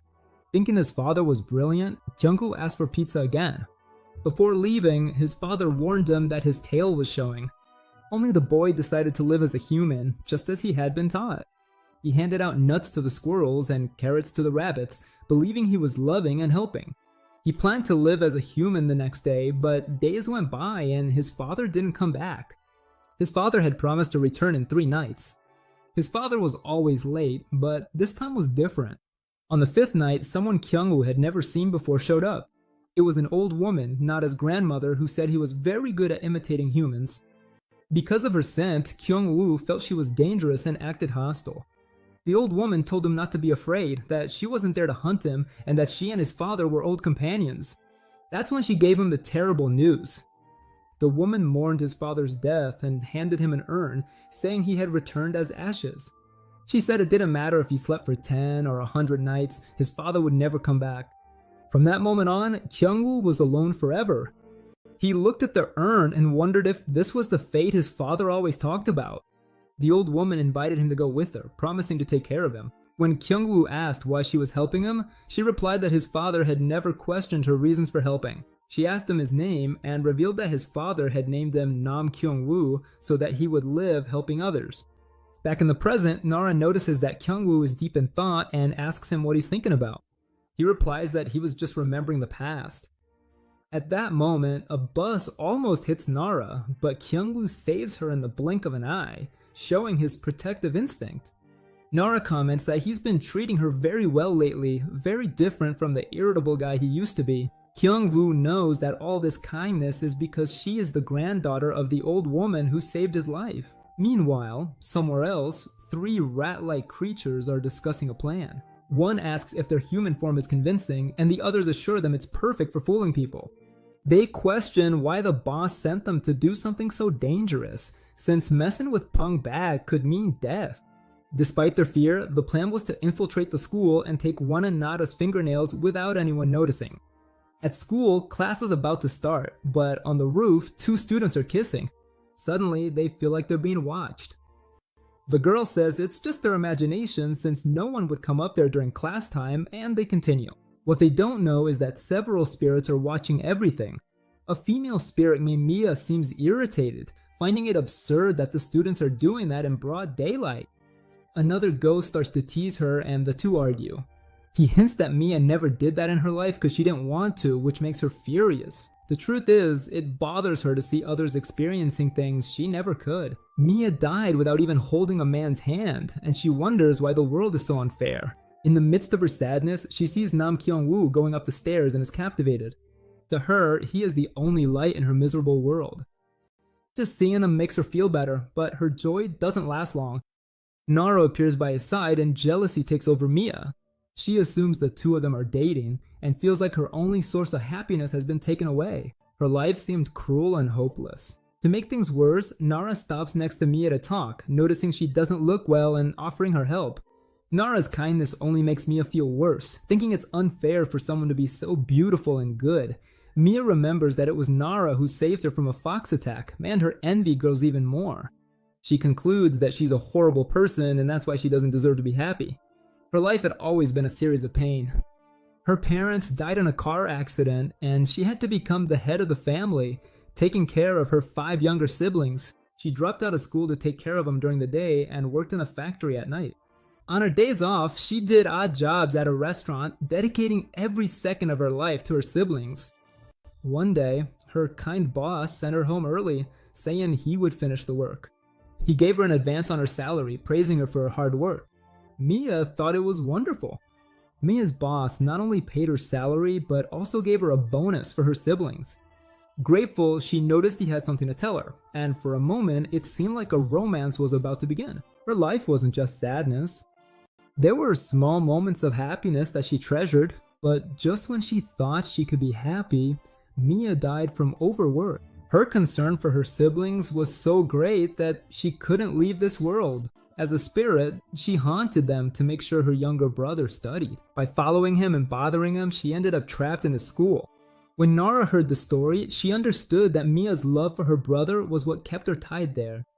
Mia confessed that her only joy was Namkien-woo, and the sadness of knowing they would never be together was overwhelming. Not wanting to continue the conversation, she turned around to leave. Nara tried to stop her, saying that she should at least stay to see her brother's graduation. Suddenly, a beast that looked like a rat appeared and pushed Nara down the stairs. As she fell, Mia's spirit, which was beside her, also fell and somehow entered the girl's body. At that moment, Namkien-woo appeared and reached out his hand to help her. For Mia's spirit, seeing the man she loved offering help was a shock. For the first time, she felt the touch of his skin and her mind filled with romantic scenarios, leaving her euphoric. Taking advantage of the opportunity, Mia, in Nara's body, started openly flirting with Kyunwoo, surprising everyone. She noticed every detail about him, from his jawline to the veins in his arms, falling for him more and more. Kyunwoo, on the other hand, felt uncomfortable under her gaze, saying she was being very seductive. Without wasting any time, she invited him up to the rooftop, a spot known as a hangout for couples. The invitation left Kyunwoo speechless. Mia took his silence as shyness, since they weren't dating. Determined to be more assertive, she asked if he didn't like going on dates and boldly hugged him from behind. The scene left the other students in shock. Kyunwoo, furious and embarrassed, pushed her away without understanding what was going on and left. Mia was confused. She thought he would like her bold move. In her romances, the main character always fell for that kind of move. Reality was different. Nara's friends came over, asking if she was okay since her behavior was strange. Mia knew her time was running out. As soon as the real Lee Nara woke up, it would all be over. She needed to win Kyunwoo over that very day. On the rooftop, Kyunwoo was trying to process what had happened. He was so embarrassed that his beast tail almost showed. He reflected on Nara's sudden intimacy, and even though he knew something was off, part of him enjoyed being close to her. He wondered if maybe she really did like him. Meanwhile, the three rat men who had attacked Nara regrouped. They complained that they couldn't even get a fingernail from the girl since she was glued to Kyunwoo. Their boss gave an order, don't touch Nara. But he didn't say anything about the others, so to get close, they'd have to get rid of Namkien-woo first. Later at home, Mia, still in Nara's body, lay exhausted on the bed. Even though she didn't accomplish anything concrete with the boy, it had been a wonderful day. Still, she felt like she had missed a golden opportunity. Before leaving Nara's body, she decided to change her clothes. When she opened the closet, she found a rabbit hole-shaped amulet and, to her surprise, discovered a secret room. Curious, she went through it and came out the other side, finding Namkien-woo asleep in his bed. She didn't understand how their rooms were connected and wondered what his relationship with Nara was. Realizing they lived together, Mia understood that this was the chance fate had given her. Without thinking, she entered the boy's room and climbed onto his bed. Seeing him sleeping so close, she didn't know what to do, but excitement took over her. Determined, she climbed on top of him, planning to steal a kiss and then leave, but Kyunwoo was in sleep. He had sensed her presence and was pretending to sleep to see what she would do. When her face got close, he woke up, blocking the kiss with the palm of his hand. His eyes shone a deep, intense red. Grabbing Nara's face, he asked menacingly, "Who are you?" He knew she wasn't the real Nara. Angry about the impersonation, he intimidated the spirit to make it reveal its identity, threatening to destroy it if it didn't leave the body. Mia, panicking, said that if he attacked her, he would hurt Nara's body. But he didn't care, and with a burst of energy, he expelled her spirit. Mia's ghost, embarrassed, apologized and fled. Kyunwoo shouted at her to stop, but her fear was stronger and she vanished. His anger was obvious, but maybe only because she wasn't the real Nara. If it had been her, his reaction would have been very different. At that moment, Kyunwoo tries to wake up Nara, but she doesn't respond. He realizes that the expression on her face is her own, not that of the ghost who possessed her. Meanwhile, on an astral plane, Nara feels comfortable, as if she's touching soft, warm fur. It's here that she hears someone calling for Munchie. Suddenly, she returns to her body and wakes up at home, barely remembering anything from the day before. Shortly after, she discovers that the ghost Mia used her body to try to seduce Kyunwoo, and she's shocked. Mia apologizes and promises not to do it again. Embarrassed, Nara asks if anything happened between her and Kyunwoo, and he confirms that nothing did. Even so, Nara says she can't forgive the ghost. Kyunwoo steps in, saying he can't let a ghost that possesses people roam free, and that he'll help her move on to the other side. Mia refuses, saying she has to stay to watch her brother grow up. Brother. Lee Nara tries to defend the ghost, saying she stayed at the school because she was worried about her brother, and that she had a tough life taking care of her siblings. But Nam Kyung-woo isn't wooled. To him, what the ghost did was wrong, no matter her intentions. He makes it clear that the problem wasn't just a simple kiss, but that it happened against his will. Suddenly, everyone's attention shifts to an old man arguing with a student outside the school. The principal scolds Kim Suk-woo for smoking. At that moment, Mia recognizes the boy as her younger brother. Outraged by that attitude and not understanding her sister's sacrifice, Nara walks over and snatches the cigarette from Kim Suk-woo's hand, surprising everyone. She calls him an idiot and tells him that his sister cares about him. When he hears about his deceased sister, the boy gets emotional, but the ghost points to the principal and clarifies that he is her real brother. Nara's mortified by her mistake. Mia was worried about the principal, who doesn't dress well and is bald. He says he still feels his sister's presence and that her voice gave him the strength to raise his siblings and start a family. Everyone's relieved to see that her brother grew up well, and the matter is forgotten. Sometime later, young Woo finds Nara asleep and wonders if he should carry her to bed. Instead, he lies down next to her. He hesitates, almost puts his hand on hers, but pulls back. While she's sleeping, our heroine repeats, "Munchie!" And in this dreamlike state, a strange story is revealed, the Rat Utopia experiment. The idea was to create a paradise for them, but as the population grew, their behavior changed. The strongest monopolized everything, while the weak were isolated. Tired of the competition, many became violent and society collapsed. Even though the population decreased and the environment improved, the surviving rats only cared about themselves, with no interest in others. The experiment was stopped before total collapse, but the lesson was clear. This idea of competition connects with what's happening in Nara's classroom. She gets her test back and is shocked to see she only scored 40 points, while her friends got high grades. Nara feels discouraged, thinking she's the only one falling behind and doubting whether she'll get into college. Suddenly, she hears her friends criticizing her, calling her lazy. When Nara confronts them, they deny it, but then they turn around with red eyes and insult her cruelly, saying she'll never be on their level. A rat man appears and announces a new experiment. The school goes dark and the number 1 appears on Nara's back. A message on the blackboard announces a game of hide and seek with a killer. Kyung-woo appears with the number 2 on his back, confused by the darkness. Nara's friends, with the numbers 3 and 4, think they're in a theme park. They look outside and realize they're in a huge place with buildings. The girls find someone and decide to ask for information. To their horror, the man is a monster with an axe, bulging eyes, and crooked teeth. The killer tells them to hide well and lunges at them as they run away in panic. Jung-woo is surrounded by 3 rat monsters that want to devour him. Without hesitation, he launches a counterattack. With a powerful punch, he knocks down the first one, dodges the second, and hits it, sending it flying into the third. Within seconds, all 3 monsters are on the ground. Jung-woo glares at them menacingly, but just then the monsters call for the ripped one. Seeing Jung-woo's strength, the ratmen shout that he must be devoured for being too strong. At that moment, a giant cooked monster appears. The creature, which looks like it's made of fabric, thanks them for the meal and, to Jung-woo's astonishment, devours one of the ratmen standing next to him. Without thinking, Jung-woo attacks the monster's belly with a spectral punch. However, its belly transforms into a spiral that swallows his fist. Immediately after, he receives a powerful counterattack to the stomach that sends him flying into a wall. Taking advantage of the opportunity, the monster grabs him by the hand, lifts him into the air, and slams him to the ground, asking if he's ever died before as it brings its mouth closer to devour him. But Jung-woo acts if it really wants to eat him that badly. When the creature opens its mouth, he lands a direct electric punch to its throat. The blow destroys the monster's body, which collapses. From inside it, thousands of rats start pouring out. Only then does Jung-woo realize that he's in a rat's nest. Meanwhile, elsewhere, the protagonist Lee Nara is hiding in the classroom. 4 armed ratmen are searching for her, and Nara wonders what kind of terrifying creatures they are. While hiding, she finds another girl who tells her to be quiet, but it's no use.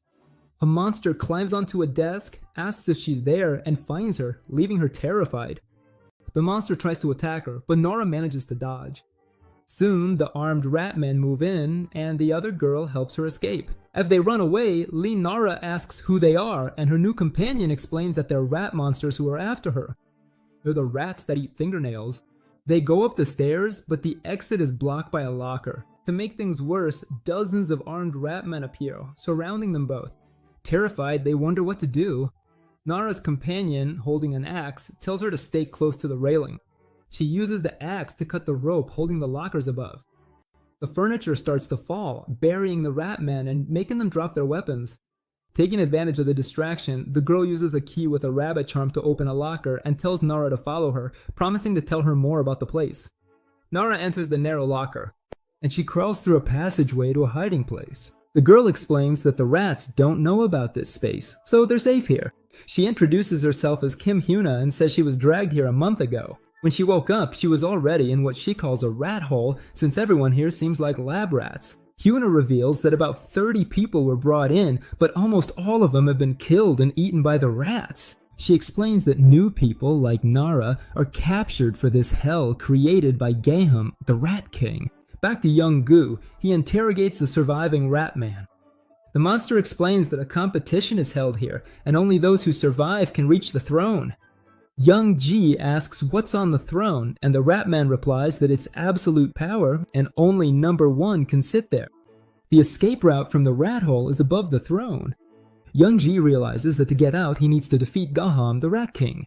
He orders the rat men to take him to their king. They escort him through a dark place, and Jung-gu notices that there's a clear hierarchy under Gaham's command. Suddenly, the villain appears out of the darkness, saying that you can't trust rats, they'll betray you at the first chance. Young Yu realizes he's facing the Rat King.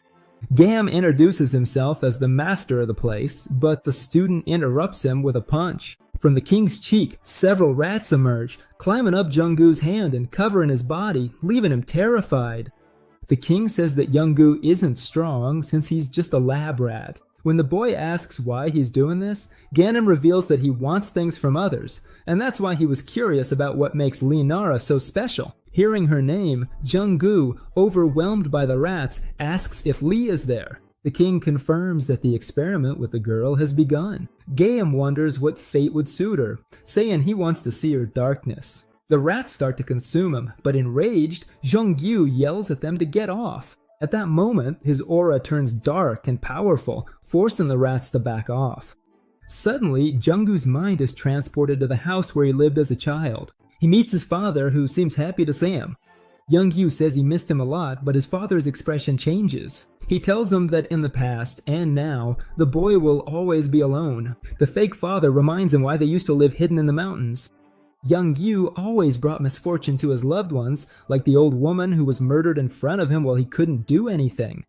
While Young-gu is trapped in this illusion, Nara and Kim Hyuna are hiding in a bathroom. They notice the silence and wonder if it's safe to come out, but they know the monsters are killers and they're scared. Suddenly, the door of a stall opens, and panicking, they hold their breath. Someone enters the stall next to him. They see several feet and think about asking for help, believing it's a person. Through the crack, a rat man appears and asks if anyone is hiding. The girls' screams echo through the bathroom as they're discovered. Immediately, a rat woman notices their presence and grabs a box cutter. Within seconds, about 6 armed rat women surround the stall, asking who's hiding. Meanwhile, in another room, Nara watches everything through a camera and sees that her friends Sujin and Amsi are in danger. Next to her, Haina makes a cynical remark. She questions whether Nara really considers them friends, reminding her that at the end of this competition, only one person can sit on the throne and escape. She explains that in this game, people only cooperate at first to save themselves in the end, and friendship means nothing. Nara knows her friends aren't like that. She understands that the rat men are just testing their loyalty. Hyuna insists that it's safer to stay in the bunker to avoid betrayal, but Nara ignores her. She grabs a ruler and a pencil, declaring that if she's no longer human but a monster, then she can fight. Hyuna calls her stupid, saying that only one person will make it out alive, but Nara firmly replies that she'll save everyone and go back home. Somewhere else, Nam Jung-yu is trapped in psychological torture. The Rat King, Gaham, messes with his mind by bringing up memories of his grandmother. Gaham knows that Youngoo's weak spot is his fear of abandonment and loneliness, the same pain he felt when his father and grandmother left. The king accuses him of being a selfish coward who only takes care of others because he's afraid of being alone. Youngoo screams in denial, trying to resist those words. As he screams, a dark shadow and thorns begin to rise around him.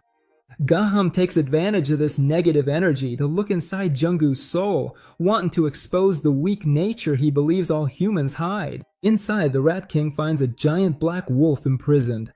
This was Youngoo's big secret. Suddenly, Jungoo's father's spirit appears and tells the king to stop. He explains that the thorns are actually his son's effort to control himself and act like a human. But the Rat King doesn't care and breaks the thorns, freeing the beast. With the seal broken, the giant ferocious wolf is unleashed and attacks brutally, tearing off half of the king's spiritual body. The king realizes his mistake. Youngoo wasn't hiding his nature. He had completely sealed it away, and now the monster was free. Youngoo's vision shatters and he's thrown to the ground. Now he's transformed, a mix between man and wolf. In this beastly form, he attacks the king mercilessly, unleashing blows that destroy his body. Right before being defeated, the Rat King starts laughing, saying that Youngoo now looks more like the beast he truly is. Youngoo strikes once more, making the enemy's body explode. From inside the destroyed body, thousands of rats burst out and the true king's voice echoes. He says he awakened a terrible monster that now moves purely on instinct. The king invites him to a special event, and at that moment, several stitched-up ragdolls attack. The Rat King encourages him to let loose and embrace his nature, where the strong devour the weak. Youngoo accepts the invitation with a smile and viciously destroys the dolls, hunting him down one by one to avenge his grandmother. In the bathroom, the situation was desperate. The rat women had Sujin in arms, Sib by the hair, ready to devour him. But at the last second, a pencil arrow strikes one of the rat women, who falls. Annoyed, Nara appears and challenges them by attacking. She runs to lure the remaining three and leads them into a trap. The rat women follow her without thinking and fall from the building. Sujin and Yomsi are impressed by the plan, and Nara hugs her friends, relieved to have saved them. One of the rescued girls thinks about how Nara risked everything for him. This reminds her of a dark moment from the past. She remembers when they saw Hyuna, the girl who was with Nara, about to jump off the school roof. Instead of helping, they just took pictures, showing that their friendship wasn't always genuine. In the present, Nara explains to Hyuna that the only way out is the top floor. But Hyuna is suspicious, believing that in the end they'll all betray each other in the fight for the throne. That's why she considers going back to her safe hiding place so she won't have to suffer anymore. Even so, Nara reaches out her hand, offering to escape together. At that moment, Hyuna notices a ragged monster approaching behind Nara and shouts to warn her. Suddenly, several more appear and charge at the girls to devour them, but in an instant, a shadow slices the first monster. It was the werewolf. With incredible speed, he takes out the creatures with his claws and electric attacks. The girls are frozen, shocked to see the monsters defeated in seconds. Nara, dazed, doesn't recognize the creature. Her fear grows as the werewolf walks toward him. He prepares a powerful attack, ready to use his claws against Nara, whom he sees as a being of light. Desperate, she screams Youngwoo's name without understanding why. Upon hearing the name, the creature stops its attack and hugs her, as if a memory had been awakened. The Rat King watches from afar, frustrated. He had hoped the beast would follow its instincts and get rid of the girl. And for a moment, it seems like that's exactly what's going to happen. During the embrace, Kyungwoo's body trembles. His eyes fill with rage and his claws pierce Nara's back, making her scream. Seeing this, Hyuna regrets following her, realizing he really was a monster. Nara yells at Nam Kyungwoo to get a hold of himself. In the midst of his rage, he seems to recognize her.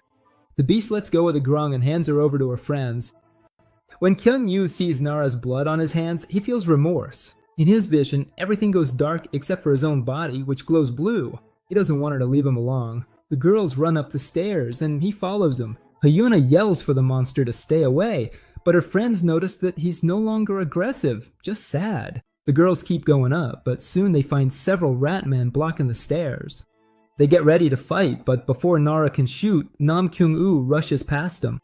Filled with rage, he attacks the monsters and brutally takes them out. Confused by the help, Hyuna doesn't question it and leads the group upward. The Rat King finds the wolf's unpredictability amusing, like a toy, but swears to destroy him in the end. They reach the rooftop where the only escape route is, a climb to the throne of absolute power. There, a companion recognizes Hyuna, introduces himself as number 18, and tells Nara that this is his third attempt to reach the top, offering his help.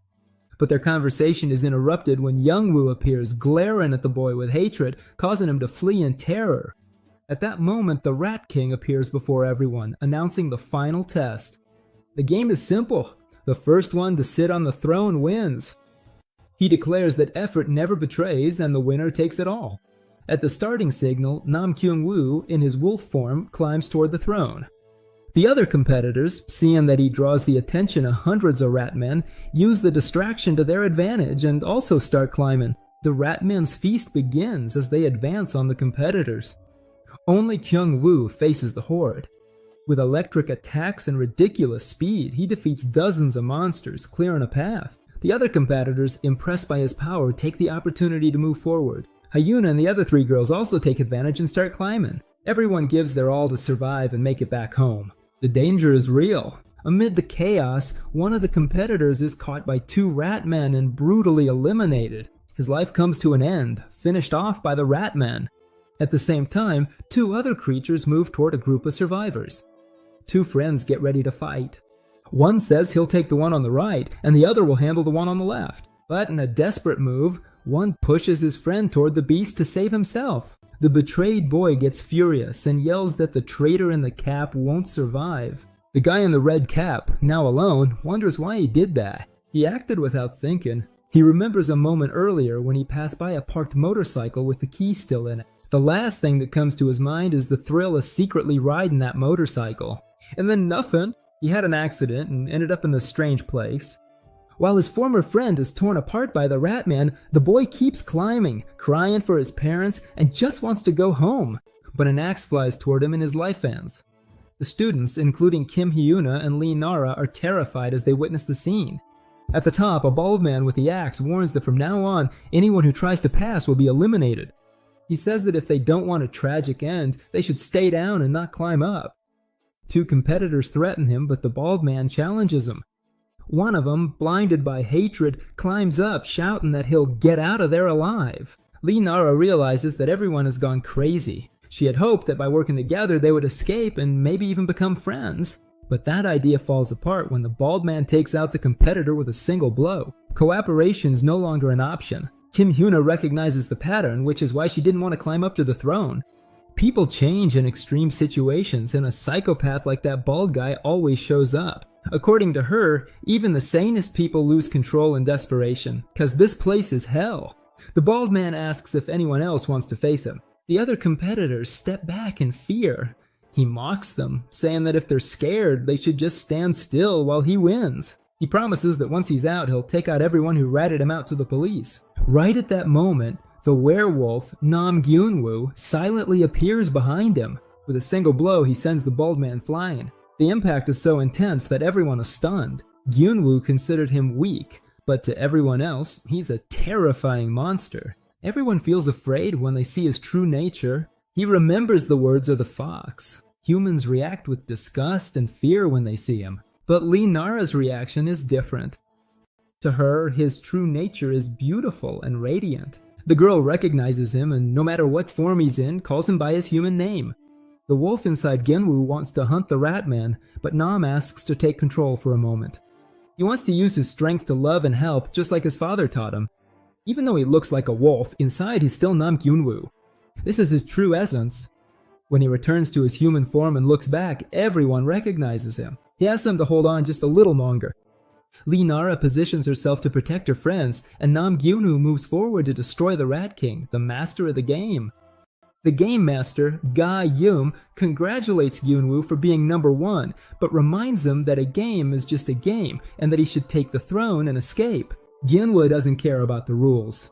He says the real target is the king for imprisoning and killing innocents, forcing him to fight. He declares that Gayam's sick pastime will end today. Gae-yoon responds that this place is just a reflection of the human world, a world of hatred where you either eliminate or get eliminated. She explains that she was born during the Korean War, growing from the hatred of the dying, and now she devours the souls of the losers. She claims there's nothing sweeter than a soul full of malice. Enraged, Gyunwoo calls him a demon and demands he come down and fight. The Rat King laughs, saying that the real demons are humans who never stop fighting and hating. Then she unleashes a huge wave of rats on Gyunwoo, but the student says he won't fall for the same trick twice and throws an electric punch that sends the creatures flying. After that, he lands a solid kick to Gam's face, followed by a powerful thunder punch to her chest. Gyunwoo keeps throwing hateful punches until Gam's body bubbles like mud. The Rat King bursts out in rage, asking if the game is over, revealing his true form. He transforms into a gigantic creature made of black sludge with a deformed face. Gaeum screams that humans turned him into this with their hypocrisy, pretending to be good while hiding their inner ugliness. Saying this, he attacks with his tentacles, and the first strike lands directly on Gyunwoo. Meanwhile, Lee Nara watches the fight, worried that he's alone and has taken such a hard hit. Her attention shifts when she sees a rat man about to finish off another. Without hesitation, she saves the young man by shooting one of her spectral pencil-shaped arrows. The boy thanks her, but Kim Hyuna scolds her, saying this isn't the time to worry about others, especially competitors who are ahead. Nara replies that she can't just stand by and watch someone get eliminated. At that moment, another student saves Kim Hyuna from a surprise attack from behind. Nara tells Hyuna not to get distracted. She never wanted to climb this high. She was terrified to realize that this place was an even worse hell than the rest of the game. Despite her fear, Kim Hyuna's words give Lee Nara the courage to keep fighting. Suddenly, a boy appears at the top, declares himself the first to reach the throne, and proclaims himself the winner. Nara recognizes him instantly. He's the same man she saved from the beasts. For a moment, she regrets helping him, thinking she should have pretended not to see him. That frustration fills the air, saturating the place with dark emotions. The others feel jealous and angry when they see him win. Some even consider pushing him. And that's exactly what happens when a hooded figure throws him off the throne. Seeing her chance, Kim Hyuna shouts that it's not too late to reach the top. Driven by the moment, Nara runs, but then she stops. She wonders why she's running so desperately. Is that hole in the sky the only way out? And what's on the other side? Who made all these rules? As she's thinking about it, she looks to the side and sees Nam Kyunwoo in trouble. He's getting beaten up by the Rat King, a giant mud creature named Gae-yoon. The monster jumps on him, claiming to be the king of the place, and it stomps seriously injures Kyunwoo. Inside, his inner beast, a wolf, tells him he's gonna need help. But Kyunwoo refuses, insisting that he'll win with his own strength. He channels spiritual energy into his foot and manages to shatter one of the monster's legs. But the creature instantly regenerates and kicks him again. Gaeum explains that he's invincible here, since the place is overflowing with dark human emotions. The inner wolf scolds him for denying its existence. It explains that they both exist like waves in the same sea and that within lies a sacred relic, the Thunder Wolf. The beast says he must use the power of malevolent spirits, like the hero Pung Baek. Gyunwoo finally understands. He admits that he was hiding his darkness, afraid of being consumed by it. But now he accepts that it's also a part of him. Following the wolf's advice, he unleashes the power of the relic with a brutal blow. The attack annihilates Gaeum's monstrous form. All the competitors stop to watch as the Rat King disintegrates in his own domain. Nam Gyunwoo declares that the monster's game is over. Gaeum screams that she will regenerate, but as she tries to escape, a huge fissure appears. Nara realizes that the darkness around them is identical to what she saw when she was trapped inside the fox. At that moment, a suspicion arises of her. They're trapped inside the Rat King's souls. Nara's theory is confirmed when she sees the monster's real body on the ground, sick and spewing fluids inside a ritual circle. She grabs a pencil and a rubber band, using her ring to make an improvised bow, the same technique she used to escape from the fox. If her assumption is correct, the hole in the sky isn't the only way out, they just have to find another one, just like Gunnu did when he defeated the monster. He searches for something in the fallen monster's sludge. Nara throws the pencil straight at the crack. The pencil hits its mark and starts to glow. In the real world, the Rat King glows and screams in pain. The space collapses. Furious over the destruction of his kingdom, Gayam attacks Nara, but Nam Kyung-woo takes advantage and lands a powerful knee strike on the now weakened monster, who falls helplessly. Kyung-woo says his game is about to begin, and both head into the final showdown, while the students try to survive the chaos. The tower collapses and the survivors struggle to stay on their feet. But Nora notices something incredible. The structure doesn't just collapse, it transforms into a path. She says everyone can make it out alive if they follow her. Kim Hyuna hesitates, unsure if it's safe, but Lee Nara takes her hand and says they'll escape together.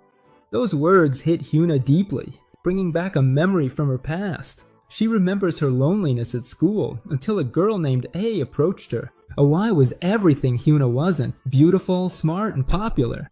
They had similar interests and soon became very close. Thanks to A's personality, they formed a group of friends, with A always at the center. Hyuna felt both admiration and envy. She wanted to be like A, to beat her at something at least once. That day came when the teacher handed out the exam results.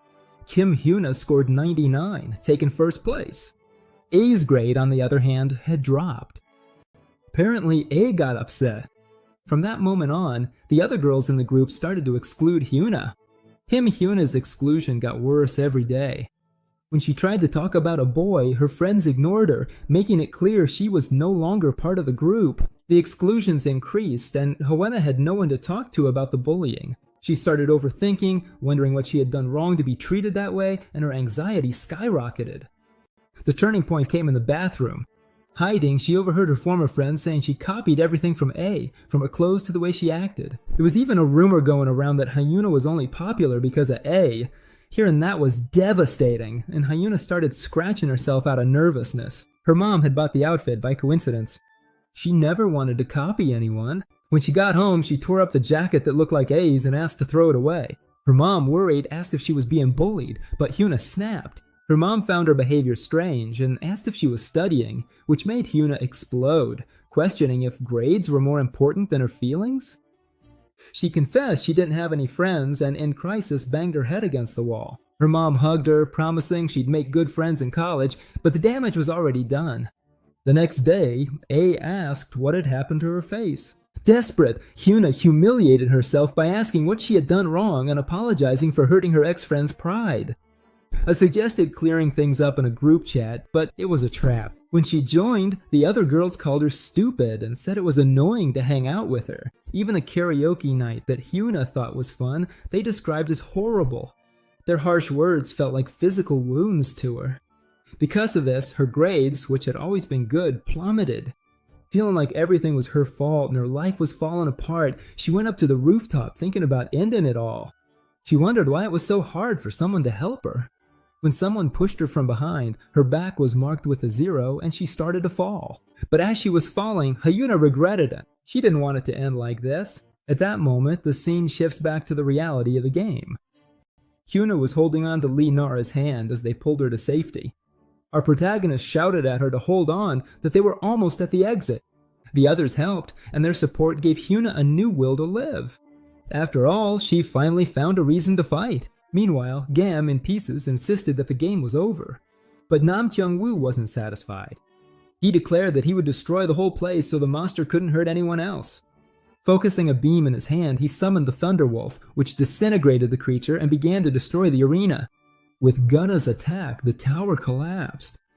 In the chaos, a survivor ran to the throne, declaring himself the winner as the chair floated. But the victory was short-lived as the space collapsed, being sucked into a black hole. Everyone held on so they wouldn't get swept away. Kim Hyuna, full of hope, thought she would finally escape that hell. She remembered her mother's words and decided to hold on a little longer. She wanted to live to make up for her mistakes. She wasn't going to give up. But at the last second, a rat man appeared and struck her in the back with an axe. Lee Nara tried to grab her, but Hunana fell onto a table, saying she just wasn't lucky. Nara begged her to hold on, but it was too late. With her last bit of strength, Hyuna apologized to her mother for being so difficult. Feeling Nara's warmth, her spirit left her body. Nara screamed, unable to believe what she was seeing. The black hole was sucking everything in. She tried to grab Yuna's soul, but only managed to get a fragment before everything disappeared. Suddenly, all the students woke up in their bodies in the real world. Nara woke up with that piece of Yuna's soul, proved that it hadn't been a dream.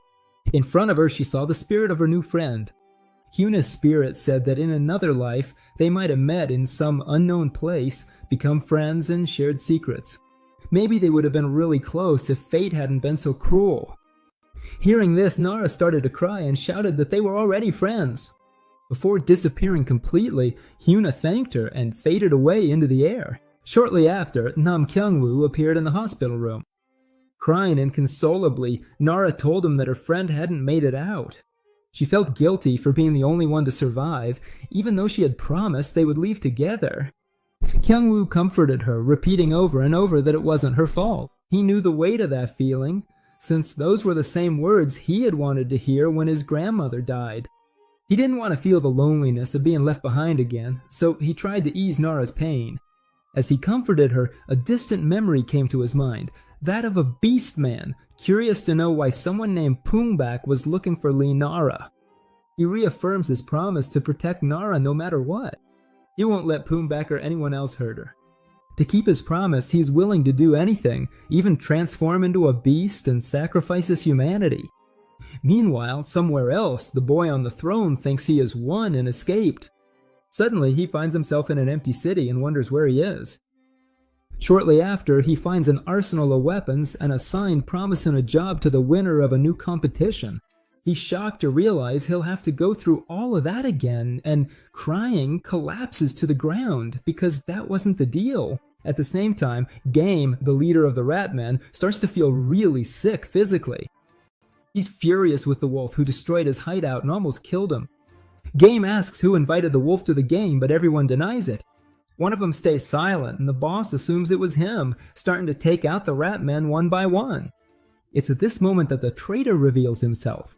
It was the evil fox in disguise all along. He admits that he was the one who put the boy in the game. The fox explains that he can barely control his transformation and can't take any risks, so the wolf will serve as a temporary obstacle. He hopes that the hunter's offspring will survive until he regains his strength. Far away, Poongbak is in a destroyed place, surrounded by bodies and darkness.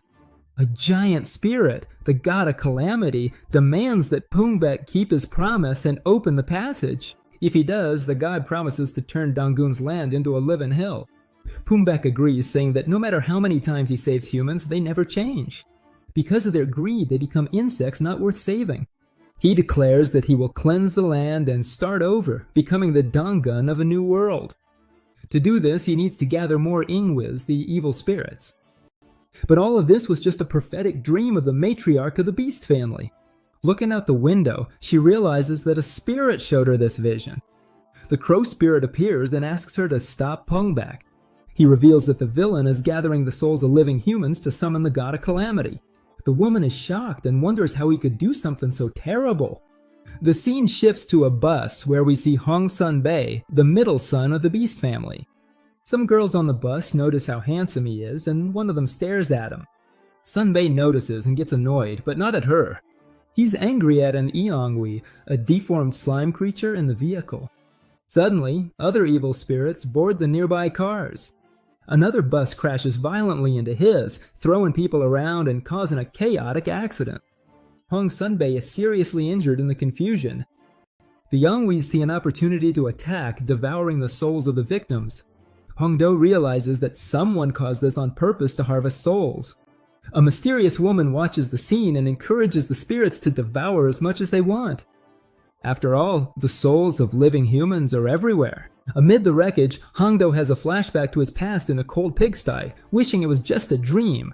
He wakes up when a young woman helps him, relieved that he's alive. She tells him she called emergency services, but no one is doing anything. Hongdo gets up and realizes he can move. He sees an Eongwi devouring souls and warns the girl that the place is dangerous and they need to get out of there. He helps the girl, who has an injured leg, to stand up. At that moment, one of the evil spirits rips his soul from his body. The girl's soul is terrified, about to be devoured by the monster.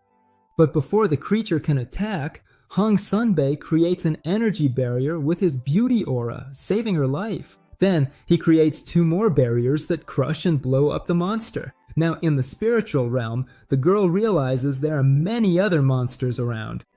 A huge slime creature attacks them, but Hongdo slices it in half with another barrier. He saves the girl once again from another attack, annoyed that such ugly beings dare to cause trouble in his presence. Panicking, the girl asks if she's dead or if this is all just a dream. Hongdo puts a hand on her head and reassures her, saying it's just a dream. Then he pushes her soul back into her body. He tells her to think of it as a nightmare that will soon pass. This phrase triggers a memory in the girl. Her brother had told her the same thing in the past about a nightmare that would pass, but it was something she could never forget. Hongdo gets off the bus, telling her to wait inside since the streets are full of monsters. Outside, he comes face to face with something even more terrifying, the woman who summoned the Eongwis. She notices that he is special for having survived the accident. She mocks him, saying that she'll find out his reasons before he dies, since she enjoys devouring her prey. Hongdo feels the woman's immense power and realizes he doesn't stand a chance against her, so he starts thinking about how to escape. The woman, however, says she hates losing her prey and tells Hongdo not to run away. She warns him that if she gets angry, all the humans around will die. At that moment, several black claws. They emerge from her back, revealing her true nature.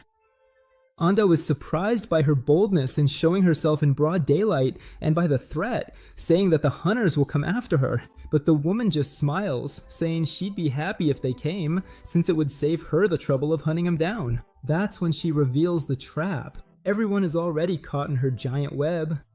Immediately after, a huge hole appears in the ground and an earthquake starts shaking everything. Cars are swallowed up by the rapidly opening crater.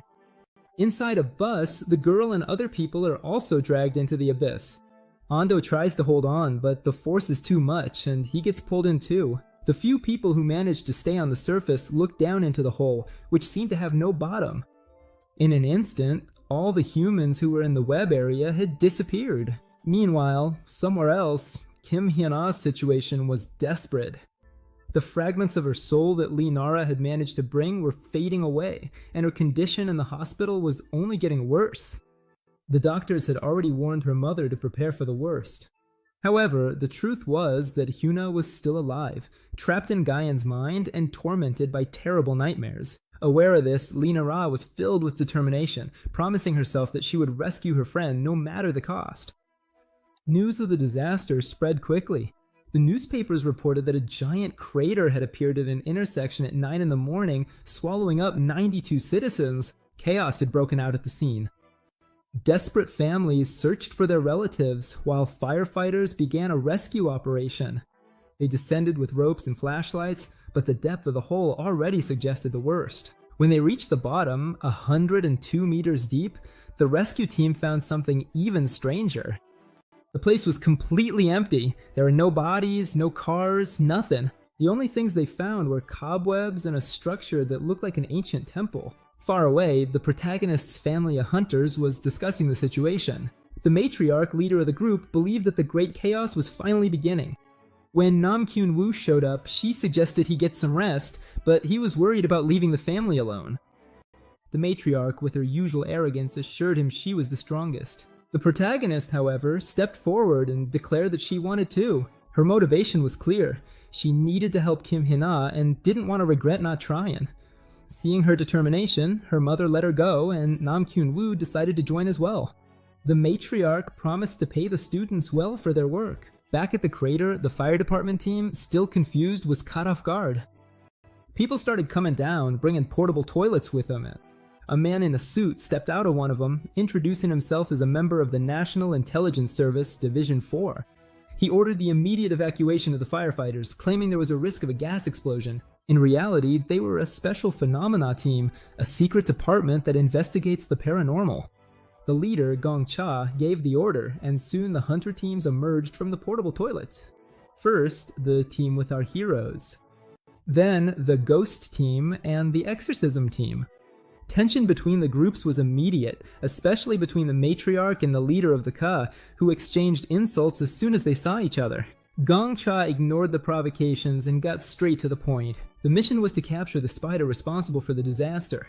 It also caused the derailment with 70 victims. The reward for the creature was 1,200,000, and the hunter or team that defeated it would get all the money.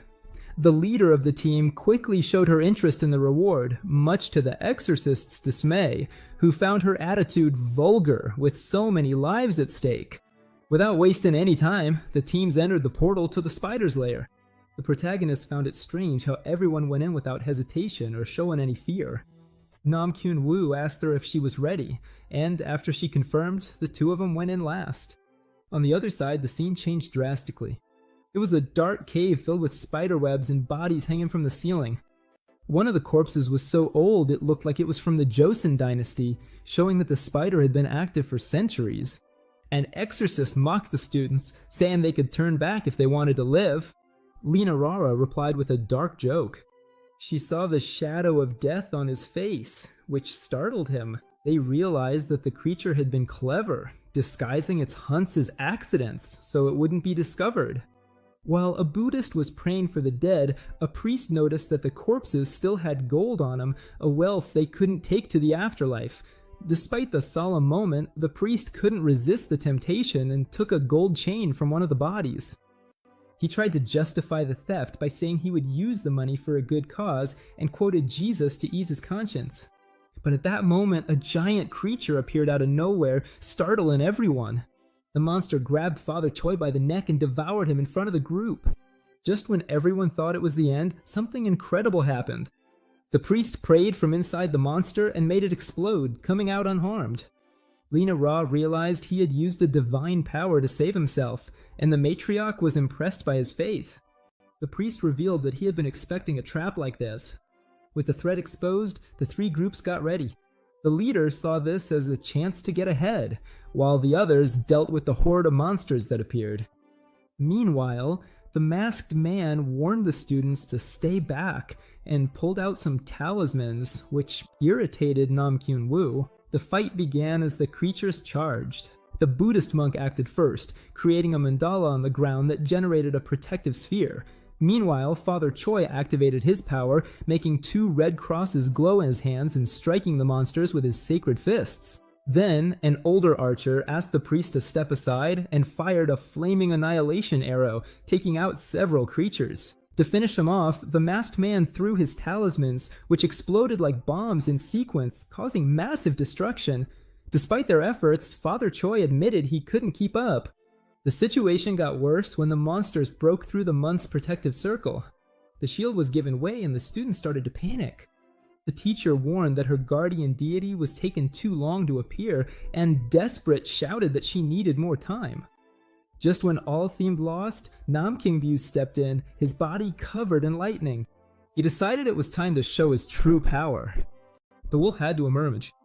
With a fist shining in the darkness, he charges in fearlessly and uses his Thunderwolf technique. A wolf made of lightning forms and attacks the monsters, electrocuting them. Within seconds, a blast of destructive energy wipes out the remaining creatures, leaving the hunters stunned by the young man's power. In the midst of the surprise, Leonara tries to help but makes a mistake. She fires a spectral arrow that instead of hitting the monster, goes straight toward Nam Kyung-byu. He calls her inexperienced, which offends her. He realized he had stood out too much, exactly what his mother had warned him about. If the hunters discovered his true nature, they would be hunted. A hunter's arrow chases evil energy, that's why it hit him. When he sees his hand taking the shape of a wolf, he understands what happened. He was already prepared for this possibility. He endures the pain, hides his hand, and says he's fine. With the area cleared, the teacher suggests making the spider's lair a game to see who can defeat it first. The matriarch worries, saying her son is the weakest one there, but Kim Woo-young boasts about being stronger and more famous. The teacher declares that they must act separately. That's when they realize that Jong-sung's ghost team has already gone ahead, probably to keep the treasure for themselves, which makes Oh-rang furious. Meanwhile, Jong-sung's ghost team is already farther ahead. With binoculars, they spot the spider's lair. Inside, people are trapped in cocoons, intoxicated by a venom that keeps them in happy dreams. Their goal isn't the spider, but a girl valued at 6,000,001, 5 times more than the reward for the creature. Jang Sung-bae wants to rescue her from a mysterious client. While they're wondering who would pay so much for a girl, the spider emerges behind them. The spider attacks ferociously, destroying the train car with its fangs. The two hunters run and fire their heavy weapons loaded with talisman bullets. The shots have no effect. The creature catches up to and annihilates the hunter Kim. Before dying, Kim throws a spectral energy grenade. The explosion injures the spider and throws his partner Jang Sun-bae to safety. Furious, Chang sees the creature's true form, a woman emerging from a giant skull.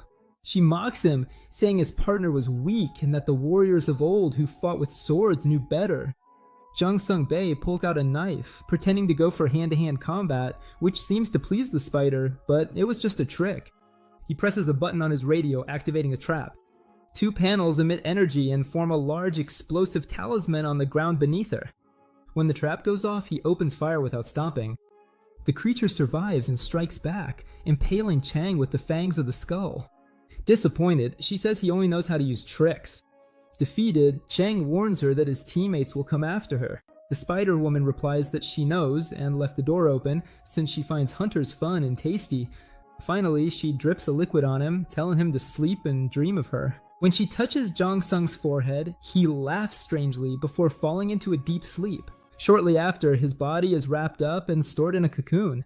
But in another nearby cocoon, Han Do-sung uses his magic to free himself. He wakes up confused in a filthy place and defeats a small spider that was watching him. That environment reminded him of his terrible past.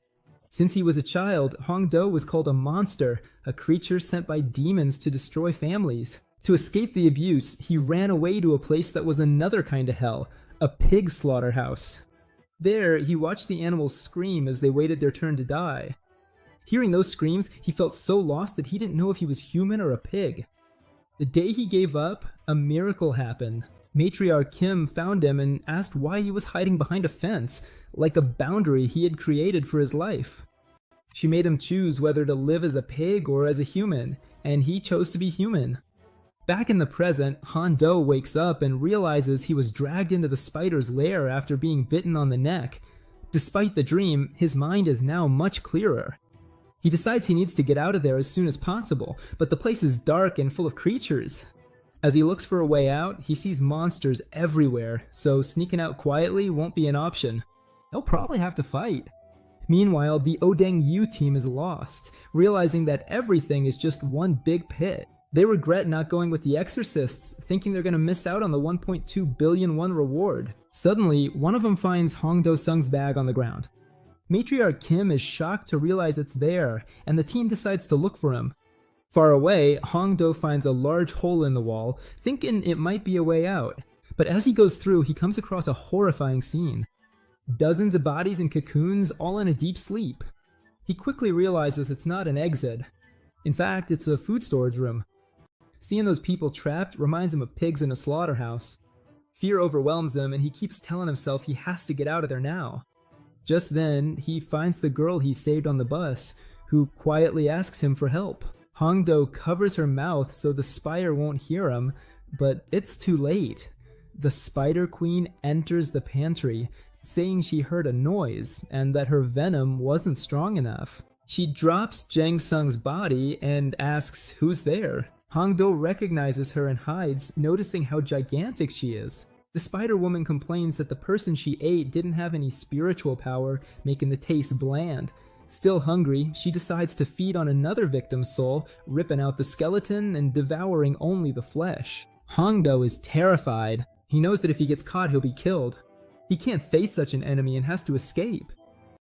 Suddenly, several skeletons fall behind him, reminding him of his escape from the slaughterhouse and the limit he had set for himself. Just then, the Spider Woman grabs the 6 billion yen girl. Seeing this, Hong Do can't take it anymore. Filled with rage, he jumps up and lands a powerful punch on the creature, yelling at her to stop feeding on humans. His attacks are strong and full of hatred, and for a moment, he thinks the fight is over. However, the monster shell starts to regenerate and he realizes she's still alive. The Spider Woman, annoyed, recognizes him as the man who survived the bus accident. She asks him how it's possible that he's still alive even after being struck by her venomous fang. Hando replies that he didn't feel any venom at all and calls her disgusting, which makes her even angrier. Then he challenges her, saying she has 5 seconds to try to defeat him. Thinking he's just bluffing, she attacks with one of her fangs. The blow is so powerful that it shatters Hando's magic barrier instantly, sending him flying. He realizes that if he keeps taking hits like that, his body will be split in two. His only chance is to shrink the barrier to half its size to double its thickness. The Spider-Woman mocks him, saying his barrier is as fragile as glass, but Hondo remains confident. He declares that he'll finish the fight within the 5 seconds he promised. Annoyed by the delay, the Spider-Woman demands that he show her something real. The test of strength is over. Hando creates 2 smaller barriers, one on each arm, and starts blocking all her blows. The barriers break with every hit, but that's exactly what he wants. At the perfect moment, he dodges, jumps high into the air, and positions himself at her face level. He distracts her with his aura and manages to trap her head inside a magical barrier, landing a powerful kick to her stomach. The Spider-Woman uses her fangs to break the barrier, but as soon as it shatters, another barrier appears underneath. It was a trap from the very beginning. Hondo reveals that his real plan is to compress the barrier to its limit and turn it into a blade. As soon as the second barrier breaks, he uses his technique, the Soul Guillotine. The barrier transforms into a sharp blade that strikes the Spider-Woman head-on, slamming her into the ground. The blow seems to have worked, but to Hondo's astonishment, she's still alive. With a smile, she asks if his 5 seconds of hope are already over, revealing that his special attack wasn't enough to cut her. The Spider-Woman keeps mocking him, saying that all the hunters who thought they were special ended up the same way, dead in her graveyard. She promises to hang Hondo's head on her door, but he remains unfazed and calls her an old witch, making her even angrier.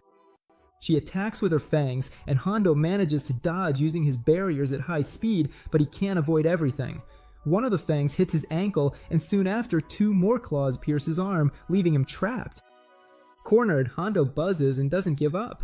He has one last ace up his sleeve and summons another Soul Guillotine, this time with a brilliant move. He creates the sharp barrier underneath a nearby 1-ton truck. Using the weight of the vehicle, the blade comes down hard and slices the Spider-Woman's neck. The impact throws Hondo backward, but his strategy works. The creature is finally defeated. Relieved, he goes to the woman he saved on the bus to wake her up. She wakes up confused and even compliments his looks. But the peace doesn't last long. Suddenly, the decapitated head of the Spider-Woman sprouts tiny claws and starts moving on its own across the floor. The head returns to its original body and reattaches itself as the monster asks if the girl is his girlfriend. She says she doesn't like handsome guys, and Hando replies that he doesn't like girls who use their head as an accessory either. At that moment, a black sludge of evil spirits envelops her body, reattaching the head. The Spider-Woman transforms, becoming bigger and more menacing. She attacks with her new claws, and Hando creates a barrier to protect himself and the girl. The monster's strength is immense. Its poisoned claws break through the barrier and pierce his shoulder. But instead of screaming, Hondo starts to smile. The poison sends him into a dream, a memory from his past. The vision transports him to the house where he was adopted by a wealthy couple after leaving the orphanage. For a while, everything seemed perfect, and at last he had a family that loved him. Everything changed when the couple had their own biological daughter. From that moment on, Hando was neglected. He realized that he was no longer needed by them. Things got worse when his true identity was revealed, frightening his family. For 4 terrible years, the couple treated him badly, locking him in a basement with a chain around his neck. Those were painful days. He suffered from hunger and thirst, and to cope with the loneliness, he would count the specks of dust in the air. The only one who showed him kindness was his little sister Somi, who sometimes secretly brought him food, even though she would get scolded for it. Until one day, along with the food, Somi left him a key. The boy freed himself and ran away in the rain. He saw a truck full of pigs and thought it would be the perfect hiding place, a spot where he could blend in and conceal his true nature. Fed up with everything, he climbed in among the animals, thinking it would be better to become a pig. The memory of this trauma fills Hando with rage. The Spider-Woman realizes that her venom doesn't work, since he has no happy memories to corrupt. Annoyed, she throws him away with her claws. Hondo feels pain but manages to create a barrier. The monster strikes with a powerful blow that shatters the barrier and pins him to the ground. He takes hits from the creature's 8 legs, but refuses to pass out. The Spider-Woman asks him if he understands his place now, but Hando knew she was a monster far too powerful for him. Even so, he keeps getting back up. He remembers the words of someone who encouraged him to stop hiding.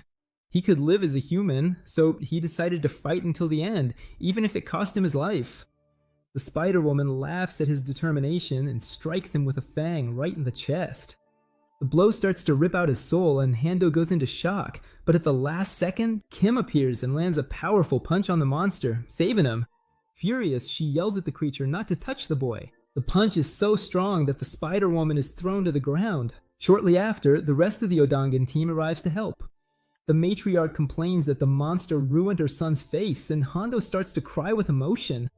Lee Nara jokes that it was for the money, but the feeling of family is real. Ji-hun, his older brother, hugs him, and even Nam Kyung-gu is there. Even though Nam says he never considered him a brother, Hando thanks her. He realizes that he has a place. The Spider-Woman stands up, impressed. She says she's never seen a hunter with such spiritual power. Matriarch Kim thinks it's about her, but the monster points at Lee Nara.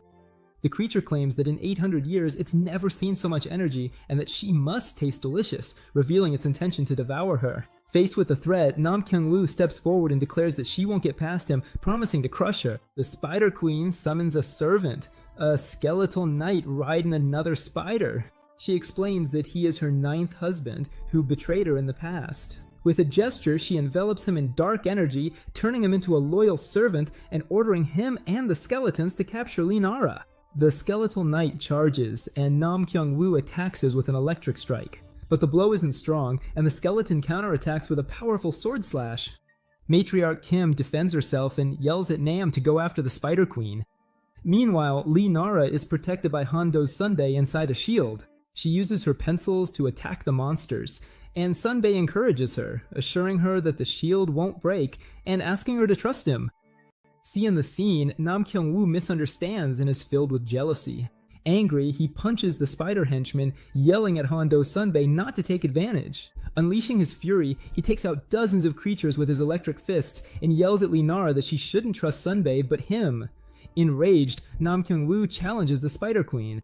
She attacks with her huge claw, but he counters with an electric punch so powerful that her hand loosens and he slams her into the ground. The queen warns him not to think he's won just because he broke her arm. Suddenly, her other arms pierce through Kyung-woo's body, seriously injuring him. His family is horrified. But instead of screaming in pain, he smiles, and a dark voice echoes, saying that one day he would need the presence of the wolf because the two are one and the same. In front of everyone, Nam Kyung-woo transforms into the Black Wolf. The Spider Queen mocks him, but the wolf slams her face into the ground with one arm. The impact is so absurd that Handu Sunbae warns Lee Nara not to get close because it's too dangerous. His family yells at him to return to his human form, but he doesn't listen. The queen, irritated, traps him in a cocoon of spiderweb and throws a bus at him. But the werewolf dodges with incredible speed. As he charges again, a train appears and hits him in mid-air, but it's not enough. Nam, in his monstrous form, breaks the vehicle and keeps up the chase, landing a massive kick to the queen spider's head. She screams in pain and realizes that Kyung-woo is a beast just like her. She claims that he shares her darkness, but he cuts her off by stabbing her in the abdomen. The wolf tells her she's wrong. She is the prey and he's the predator.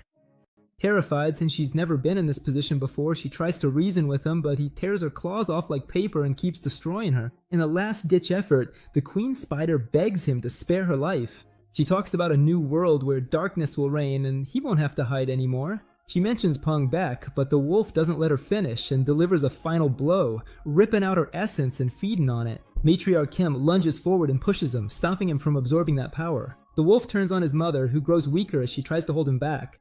As he threatens to attack her, Ji-hun, his older brother, uses a red shackle spell to bind him. The matriarch gets ready to knock him out, but a flash of light appears when Lee Nara approaches and hugs him from behind. She tells him that the spider has already been defeated and begs him to stop, saying she knows he did it to protect them and that she trusts him. For a moment, the hug works. He falls to his knees and seems to regain consciousness, but it's only temporary. A moment later, he puts his hand on Lee Nara's neck, saying that she belongs to him. The wolf says she's just another shiny prey, and that no one, not King Rat nor Peng Bek, can take her away. As the wolf opens his mouth to devour Lee's soul, a countdown ends and an arrow with a talisman strikes his back, causing an explosion. A team of exorcists appears, surprised to find an evil wolf. Finally, they realize that Kyung-woo was always a monster. The master summons her guardian deity, a general spirit, and orders it to eliminate even the creature.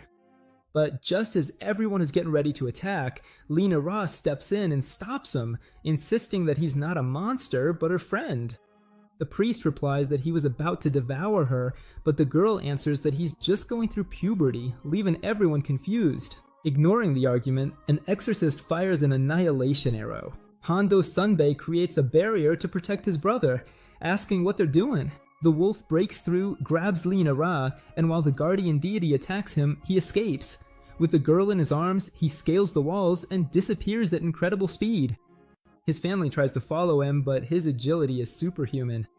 Yi-han stays behind, wondering if he could calm his brother down if he caught up to him. As he runs after his transformed brother, he clings to the hope that Lee Na-ra, the girl the wolf is carrying, will calm him down. Amid the confusion, the exorcist team's teacher can't understand why everyone is protecting such an evil creature. However, the matriarch Kim O-ren interrupts and tells them to mind their own business, saying her family will take care of the wolf. She even threatens them, saying she'll eliminate anyone who dares lay a hand on her children again. At that moment, everyone notices that the Odangun team also captured the giant spider, confirming the rumors that Kim O-ren is one of the best. Han Do-sunbi, focused on the reward, goes after the spider's head, which is worth the prize. Kim O-ren also panics, thinking about the 1,200,000 she could lose. To everyone's surprise, the severed spider head sprouts little legs and tries to escape, proving to be tougher than anyone expected. When someone calls it a cockroach, the head lashes out furiously, but Jang-sun finishes it off with a knife. The matriarch gets furious, accusing the ghost Jang-sun of trying to steal her prize. However, he explains that he only wanted to avenge his companion and not act unethically. To prove it, he gives up the reward and hands the head over to Kim O-ren. The truth is that Jang-sun has a much bigger goal in mind, the 6 billion for capturing Lee Soo-mai, daughter of the Kyuhei conglomerate. He wouldn't risk that fortune for just 1,200,000,000. With the spider mission finished, Jang-sun rescues the wounded. Han Do-sunbi sees him carrying Lee Soo-mai, the girl who's worth a fortune. The exorcist master and Kim O-ren are surprised, thinking he became a good person by helping without expecting anything in return. Inspired, the leader of the Dangan family decides to help rescue the survivors, and the exorcist master realizes that money isn't her only motivation. Together, the team frees the people trapped in spiderweb cocoons. The leader of the special division is surprised to see a crowd coming out of the portable toilets, confirming that he gathered the strongest teams. Away from the commotion, the wolf finally ends up alone with Lee Na-ra inside a subway car. She, unafraid, asks him if he's gonna devour her. The wolf replies that he won't let anyone else do that to her, but if the time comes, he'll do it himself. Unexpectedly, Lee Na-ra hugs him and says his fur is soft. Surprised, he asks if she's not afraid, but the girl trusts Nam Kin-woo, his human form. To scare her, the wolf grabs her by the shoulders and says he's different from the boy she knows. Lee Na-ra jokes, asking if this isn't the part where he turns back into a human, like in the stories. The wolf replies that, in the stories, this is the moment when the girl gets eaten. Unfazed, she pulls out a ruler imbued with spiritual energy and stabs it into his chest, telling the wolf to disappear and for her friend Nam Kin-woo to come back. The energy is so immense that a brilliant light bursts out from the subway, forcing a reverse transformation. Ji-hun sees the light and thinks it's too late. He bursts into the train car expecting the worst, only to find his brother, already back in human form, resting on Lee Na-ra's lap. On the surface, the situation's already under control. Thanks to the Spider-Woman's venom, most of the witnesses lost their memory of the incident, which made containment easier. Kim O-ren is congratulated for her efficiency. The experts explain that the creature was an exotic species from Mongolia, brought over during an ancient invasion to weaken the local gods and the spirit of the people. Finally, the Odagon team receives their reward of 1,200,000,000. Kim O-ren dreams of buying designer clothes, paying the rent, and maybe even getting an apartment, saying goodbye to poverty. But Gongcha shows up with bad news. It's time to settle the damages. He deducts 300 million for the destruction of a factory, another 400 million for the damage to the subway, and 200 million more for the special equipment usage fee. In the end, out of the 1,200 million, only 300 million are left. Outraged, she accuses him of being a thief. Far from the financial chaos, Lee Soo-mai is informed that her father, the chairman, is waiting for her. The girl is surprised, since she thought he didn't even know she had run away. Ha Do-sung approaches and asks her why she ran away and why he protected her so much. He says this isn't the first time they've seen each other, and asks her to come home. Her family's worried. As they say goodbye, Lee Soo-mai recognizes him. He was the brother she lived with, trapped with the pigs. She feels sad about the wounds her adoptive parents caused her, but happy to see him doing well. Now that they're no longer family, she thinks maybe she could love him in a different way. Lee Soo-mi's words plunge Han Do-sumi into his painful memories, a deep well he feels he can't escape from. He remembers the day he met Kim Oh-ren. She found him right after he escaped and asked if he had anywhere to go. With no family and nowhere to go, he didn't know how to answer. That's when the matriarch asked him if he wanted her to be his mother. This is the memory that gives him the strength to come out of the darkness, because he chooses which memories to carry. As he reflects, Kim Oh-ren appears, excited, saying that it's all over and that they can finally go home. Hearing that he has a place to return to, Han Do feels good. The matriarch hugs him and promises they'll have dinner when they get home. For the first time, he feels happy to have a real family. The final scene takes us to the president, who is informed of his daughter's arrival. Looking terrible, Lee Soo-mi enters the room to meet her father. She arrives home, but the atmosphere is extremely tense. Despite surviving an accident and falling into a sinkhole without a scratch, she tells her father that he shouldn't care. In response, the president gives her a hard slap, furious that she ran away and dishonored the family name. Sumi confronts him, saying that he has changed and is acting very strange, especially with her mother hospitalized for 3 years for no apparent reason. She accuses him of not visiting his wife and not even caring about his daughter, asking him if he knows that her birthday was yesterday. His reaction is even more violent. He slaps Sumi again, and just as he's about to hit her with a club, a man in a suit stops him. This man is Poom Bak, who steps in and says that Miss Sumi has already gotten the message. He advises the girl to behave, since her father will do great things for the country and she shouldn't embarrass him. The president reveals that it was thanks to a certain Mr. Kim that they found her, and orders her to thank him. Sumi knows that it was because of Poom Bak that her life fell apart. Meanwhile, Nam Kyun-woo is taking care of Lee Nara. He applies medicine to the claw marks he left on her neck, feeling terrible about what he did. He explains that his inner wolf was out of control, but his human side sincerely apologizes. Nara forgives him, saying it was the wolf's fault, not his. But Kyun-woo insists that the wolf is also a part of him and promises that he won't transform like that again. Suddenly, the bandage on her neck falls off. When she puts it back on more firmly, the mood between them completely changes. Nara notices how handsome he is and her heart starts racing.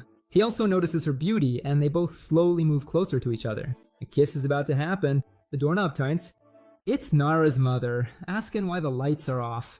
Kyun-woo, panicking, hides under the sheets. Nara lies to her mother. She says she was about to go to sleep and that the male voice was from a YouTube video. Her mother is suspicious. She comments that her daughter is acting strange and that the room, which used to be a mess, is now always clean. With a knowing look, she suggests that Nara has a boyfriend. Her daughter denies it. Kyun-woo, still hiding, tickles her by breathing near her belly button. Nara squirms to keep from laughing, but accidentally knees him in the chin, making a loud noise. Her mother asks what that sound was, and Nara, with no other choice, pulls back the sheets. To everyone's surprise, instead of the boy, there's a huge black wolf in the bed. Kyun-woo is relieved that he managed to transform just in time to avoid being seen. Nara makes up an excuse. The dog belongs to a classmate. When her mother tries to pet him, the wolf growls at her. Nara gives him a little tap on the head to scold him. She slips and says his name is Nam Kyun-woo, but quickly corrects herself. The dog's name is Munchie. An ordinary family is out shopping at the market. The father hesitates because of the price of a toy his son asks for and offers him a smaller one instead. The boy understands the situation without needing any explanation. At that moment, the man hears a voice. His father's spirit appears, whispers some numbers to him, and tells him not to forget them. It was a dream. The The man wakes up in a panic and tells his wife that his father appeared to him with some numbers. Only then does he realize they were lottery numbers. At school, the spirits talk about what happened. Mr. Kim decides to show his friends his ability to move physical objects. He focuses with all his might, but the can doesn't move. After a lot of effort, he yells and the can finally moves. The ghosts are stunned. It's the poltergeist phenomenon, moving real objects with spiritual force. Even if you're not alive, the more you practice, the more you'll be able to do. Mr. Kim has a plan to alter the lottery numbers with his power and help his son. The effort is brutal. Using the power means pushing yourself to the limit of exhaustion. The ghost encourages him to think of his son so he won't give up. Kim pushes himself, and the spirits around him cheer him on to keep going. Nara noticed that the school was more unsettled because of the ghosts. She looks at him with a smile, moved by Mr. Kim's love for his son. She was sure he was a good father, but Kim surprises her. He admits that he didn't treat his son well when he was alive. He says that kids notice everything, whether you're rich or poor, and that the day at the market was his son's birthday. The boy had asked for an expensive toy gun, and his father told him he'd use real guns when he joined the army. His son got upset. Kim wanted to raise his son like any other kid, even with little money, but he never imagined that living a normal life could be so hard. Nara shouts at him to have courage and touches his hand, transferring spiritual energy to him. Kim lights up, grows stronger, and looks like he could move a mountain. The wolf watches and realizes what Nara did. She shared her own energy. The live broadcast of the lottery drawing begins. Kim thanks Nara and passes through the walls to get closer to the machine. As the drum spins, he reaches in to alter the result. This time, he's gonna do something for his son, but a giant ghost in samurai armor appears out of nowhere and pushes Kim away. The warrior spirit demands to know if Kim served in the army for his country. All around him, dozens of military ghosts are waiting. The general declares that it's time for their descendants to be rewarded. Younger spirits join the discussion, wanting their own ancestors to help their descendants too. The conversation goes nowhere and the ghosts start fighting each other. Kim watches that chaotic fight and doesn't back down. He's come too far for that. He paid his taxes. He was an honest citizen and feels he has as much right as anyone else. He moves toward the machine as the numbers are drawn live. At home, his wife looks at her husband and says that none of the numbers matched.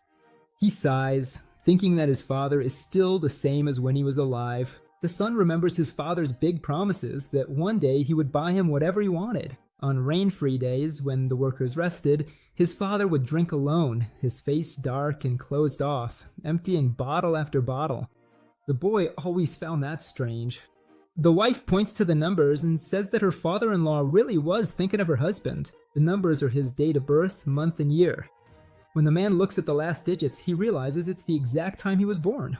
An image comes to his mind, his father and mother holding a baby in their arms. The wife thinks it's incredible that her father-in-law showed up as a ghost to help them. The husband remembers something else, his father buying him a little toy gun when he was a child. Back then, the boy was so excited and told his father he was the best in the world. Now, as an adult, he cries. He only wishes that Mr. Kim would appear more often in his dreams. That alone would be enough to ease the longing. Meanwhile, Kim's spirit was being beaten up by the other ghosts. The lunchbox ghost told him to eat more and train harder. When they asked him why he chose those numbers, Kim kept it simple. It was the day his son was born. Elsewhere, a man deposits $6,000 and $1,000 off the company books. The recipient gets excited and promises to deliver the service, cursing someone at the client's request. All confidential, just family business. The gray-haired man leading the meeting heard muffled sounds coming from the next room. It was the suffering of a little pearl. Young-san didn't care. 1,000 was enough to change everything. The client is Lee Sung-duk, chairman of the Kuge Group, the second largest company in the country, which he built himself. A powerful name, a fortune, and the leading presidential candidate. The elevator opens onto a dark hallway. The enemy stands before Jang San. With no time to react, the man moves forward and slams him against the wall. Jang San can't believe it. A spider like him losing to a hunter?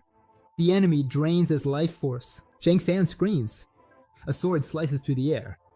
The great samurai appears, cuts off Poonback's hand, and saves Jang San. Lady Choi had been following him the whole time. She knew that Zhang San wouldn't let go of the 1,200,000 reward for the spider. Suspecting he would act alone, she followed him. The enemy's dark aura covers the building. The exorcist asks if Pung Bek was conspiring and who that man with the dark energy is. Zhang San doesn't know. The man appeared before him. The enemy creates monstrous hands and attacks them. Zhang San is caught, but Lady Choi frees him, telling him to run while she holds off the villain. Then a claw strikes the gray-haired man in the chest. Zhang San falls, defeated. The villain jumps and strikes the exorcist. Choi takes the hit. Too late. She used a counter curse on the master. Yang Kuai's hands sprout from her. Black tentacles spread out, burst from the car, and destroy everything.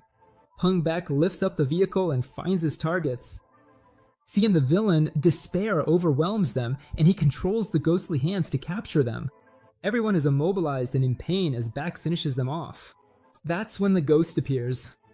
He interrupts the villain, grabs him by the neck, and throws him against the wall. The black hands attack the ghost, who falls, but Choi still has one card left to play. Surprising the enemy, he activates self-immolation and the ghost explodes. Spiritual flames spread out in an explosion. The enemy survives, rebuilds his body, and pushes the hunters aside.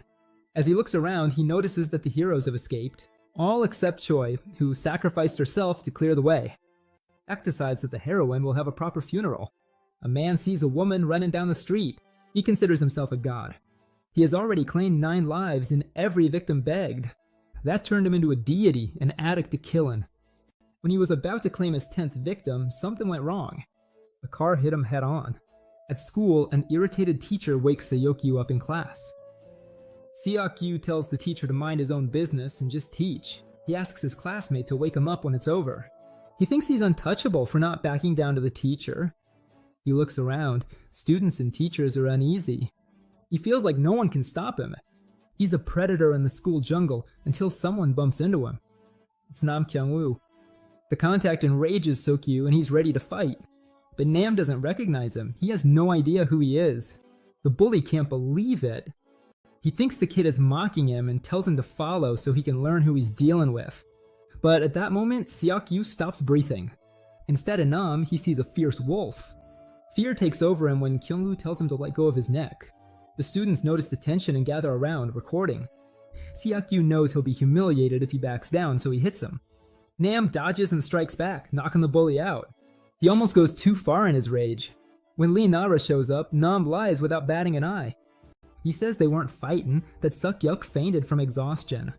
The ghost of the teacher appears. There's an Unkwai at the school and he needs his help. The students worry about the fallen bully who isn't responding. Suk-yu wakes up at a strange bus stop. A boy is writing numbers in the dreg. He asks where they are but gets no answer. The boy tells him to shut up and wait. The bus will come. Annoyed by the rudeness, Suk-yu threatens to hit him. When he touches him, the number 9 appears in the dirt and freezes. At school, the ghost of the teacher shows what he found, a 10 of negative energy marked at the school. Nam had never seen a Yonkwai leave a mark like that before. It wasn't an ordinary spirit. In the spirit world, the boy asks Seok-yu if he is killed. He doesn't answer, confused. The boy reveals his true form. The spirit had already possessed the bully's body. Sok-yu wakes up at school with foreign thoughts, memories of murders, the cold indifference of someone who has already been killed. The young Kui, now with a physical body, can touch and is looking for his next victim. The spirit reveals that Sok-yu already had the desire to kill, which made the possession easier. And satisfied, he declares that the next victims will be even easier. Walking through the hallways, he sizes up the students. Who will be the prey? In math class, Sok-yu surprises everyone by answering an equation without hesitation. No one expected it, but it makes sense. The spirit inside him is an experienced killer from Seoul, smart enough to evade the police for years. He finds cigarettes in the boy's pocket and crushes them. Bad for your health, and worse, they leave DNA behind. He throws them away without a second thought.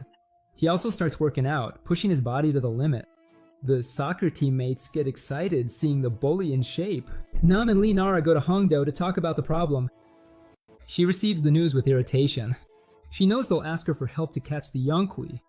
She heard the virgin ghost ask for protection and thinks the situation will work itself out. Without knowing where the Yongkui is, catching it would be impossible. Nara is worried. If the spirit acts, someone could get hurt. At that moment, The Youngkui moves through the school, sizing up each student, deciding who lives and who dies. He feels like a god. Dopamine floods Sakyu's head as he excitedly searches for his 10th victim. He finds a girl radiating intense spiritual energy. She's the brightest gem he's ever seen. Perfect! He pulls out the box cutter and approaches, ready to attack. The girl turns around. It's Lee Nara, her spiritual aura at full strength. The Youngkui finds her even more perfect. Before it can act, Nara uses the ruler and rips the spirit out of the body. The monster staggers back, stunned, not understanding who she is. Nam appears from behind and punches the bully. Nam calls the spirit weak as it tries to run away. He can't understand how people like this exist in a normal school. Nam doesn't let it escape. He comes in with an electrifying punch and lands it. For the first time, the Youngkui understands what it means to be hunted. The trio realizes that the spirit was small and weak. Even so, it threatens to wipe him out. Nara responds with a slap and crushes it. The Youngkui dissolves. The body belonged to Kim Sak-gyu, and now it's free. The boy's soul returns to the bus stop. A bus full of spirits stops in front of him. Siakyu hesitates, but decides to get on.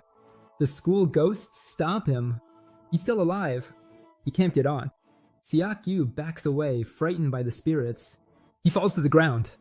The ghost of the teacher looks at him and speaks plainly. If he wants to stay alive, he has to follow him. Terrified, the bully breaks down and swears he'll change his life. He wakes up in the hospital thinking it was all a dream. The teachers congratulate him for quitting smoking and for studying so hard. Siakyu doesn't know what to make of it. The confusion gets worse when the soccer team invites him to play. He always liked being feared, seeing people move out of his way, but being looked at like this isn't as bad as he thought. Nara put herself at risk as bait, but she saved the school and Suk-yu. Lee trusted Kyung-woo. She believed he would protect her. Nam hears this and doesn't know where to look. The next scene is Tunnel 3 in Pocheon, a suburban tunnel project in Gyeonggi-do. The name going around is Bak or Kim Young-taek, an alias. No one knows who he is, but they say he has the absolute trust of President Lee Sun-dayak. The sinkhole accident and the derailment at Nakwang Station have his fingerprints all over him. The political situation is a mess. Lee Sing-dak's rival is Park Gwang, head of a major conglomerate and a presidential candidate. Both are locked in fierce competition. And since the incidents, Park's approval ratings have dropped. There are suspicions that Lee is behind it all, that the spider caused the derailment and the sinkhole to benefit him. There's no solid evidence, but the suspicions are there, and the path to the presidency is opening up even more for Lee. Finding out what they're planning is Division 4's top priority. But the mission gets off to a bad start. A guard at the site, who's a spirit, warns them that they can't park there. Before they can react, the claw of an excavator smashes into their car. The machine is also under the control of an evil spirit, and the blow is so strong it sends the vehicle tumbling down the hillside. The car flips over. The spirits celebrate, satisfied. Hours later, the survivors from Division 4 crawl through the forest, trying to get out of the hole. They find someone calling for help, who turns out to be an Enkwi. The only survivor still standing goes into shock and is eliminated. The trio arrives at a subway station on their way to Sungshin. Lee Nara falls asleep and slides over until she lands on Nam Kyung-woo's shoulder. He freezes, not knowing what to do. Now they work part-time. Their destination is Line 2, where an Eonkui appears. Hondo complains about waiting and wants to hunt the spirit. Nam, for his part, notices that Nara's hair smells really nice. Hondo sees everything and makes a face of disgust. Their commotion wakes the girl up. Just then, the Eonkui from the station appears and enters the subway car. The trio gets ready to face it. The monster opens its mouth and says that a new world is about to open. The three of them don't understand what it means, but Nara hesitates. She had already heard something like that before. She remembers the spider saying that darkness would reign over humans. It was almost the same phrase. Nam doesn't remember that moment, but Nara is sure. The spirit mentions a dog and a pig, as if it knows the brothers. Hondo and Nam freeze, shocked and furious. They charge at the monster without thinking, instantly paying the price for being called by their animal forms. In the end, it's Nara who finishes the fight. She uses the charged ruler to cut the monster in two. From it emerges an absurd figure wearing sunglasses and a suit. The three of them just stare at it. The rabbit sighs and says he thought he was gonna die. The rabbit looks at his watch and warns that this is a dangerous hour. Their lead, Without wasting a second, he runs to the subway door and sticks a talisman on the surface. The symbol activates, opening a portal shaped like a rabbit hole, and the rabbit goes through it. Nara finds the creature incredibly cute. The cute rabbit, for his part, warns that the team leader, Gong Cha, is in danger and needs to be rescued right now. Nara reminds the group that Gong Cha is an agent of the National Intelligence Service. Sunbae peeks into the portal, trying to figure out where it leads, but the rabbit doesn't give them any time. He pushes all three of them inside, begging them to save the leader. The fall's long. They fall through the tunnel, pass by a section marked as punch number 3, and keep falling, having no idea why this rabbit hole is so deep, until their backs hit the ground and looking up, they see a Korean flag. Nam Kyung-woo wakes up inside a trench. All around him, ghost soldiers are under attack. Ando wakes up in the same situation, but on the opposite side. When the two realize what's happening, they understand. They're in the middle of a clash between the two Koreas, and each brother landed on a different side of the trenches. On Nam's side, a soldier is dragged close to him. The man isn't a rookie, and says with relief that he's glad only one came.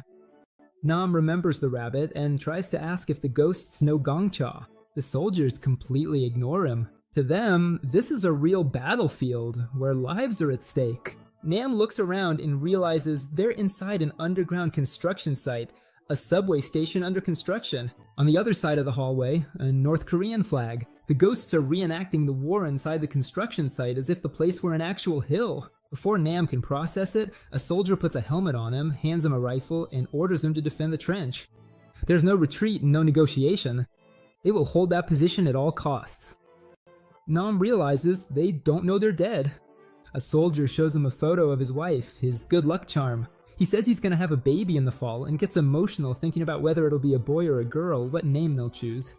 The woman in the photo looks older than Nam and is smiling. Nam looks at the picture and feels the weight of what he knows. This man died without seeing his child born. It's a sad ending that's coming for him, and the soldier has no idea. Nam swallows the truth and congratulates the soldier on his wife and the baby. The ghost thanks him with a smile and says they'll see each other alive.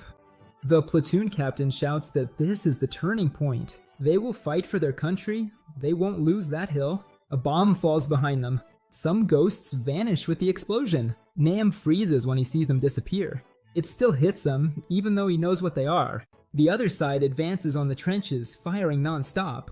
Nam's soldiers fire back, but many start to fall. Driven by the rage of seeing a friend die, a soldier throws a grenade to the other side. On the other side, Ando flinches when the explosion goes off behind him. It feels all too real. One of the North Korean soldiers yells something about American imperialists and is instantly gunned down. Ando falls back, genuinely shocked. The ghosts around him are dying in their own way, and it feels real. A South Korean soldier charges down the hallway and takes down the one who had been called a communist. Ando stops in the middle of the chaos and thinks, why are they still fighting? This war ended decades ago. The two brothers meet in the middle of the sieve. They exchange a look and come to the same conclusion at the same time. The ghosts on both sides are trapped in that moment, not knowing they died, not knowing the war is over. Before they can do anything, they realize that both platoons have been almost wiped out. One by one, the spirits begin to dissolve into the air. The soldiers repeat the same phrase as before about the new recruits. 2 men, a disappointing number. Nam recognizes the soldier in love with the woman, the same one from before. The captain repeats his speech about the lives at stake. Both brothers understand at the same time. This is a cycle, 70 years repeating the same moment over and over again. Meanwhile, Leonardo walks alone in the dark, searching for both of them. The ground is covered with bones, skeletons, and soldiers' armor arranged around magical circles. Before she can react, the spirit of an evil cat appears from behind and covers her mouth. It holds Nara in place while a soldier walks down the hallway. Spirits and soldiers mock the corpses. Nara understands. The evil rats control those bodies. The captain of the 4th Division says they play war with spirits. Nara tells Gong Cha that the White Rabbit sent her. The general replies that he should have sent Lady Orin, which irritates Nara. Nara barely escaped, hiding in a tunnel so she wouldn't get caught. But Nara says she knows where they are. She remembers that the Rat King was born during the Korean War. He grew out of humans consumed by hatred and rage. That's what made him who he is. His birthplace is the rat hole, and that's where they are. Nara confirms the conclusion. The Ghost Kingdom manifests, and its soldiers repeat their objective: destroy the enemy. He was born right where bombs fell on mountains and burning fields. 3 years of war, both sides tore each other apart, bodies piled up. In that place, soaked with resentment and unjust deaths, he grew from hatred and rage. Both brothers see that the cycle is starting again and feel its weight. The deadly clash between sides erupts once more, with casualties.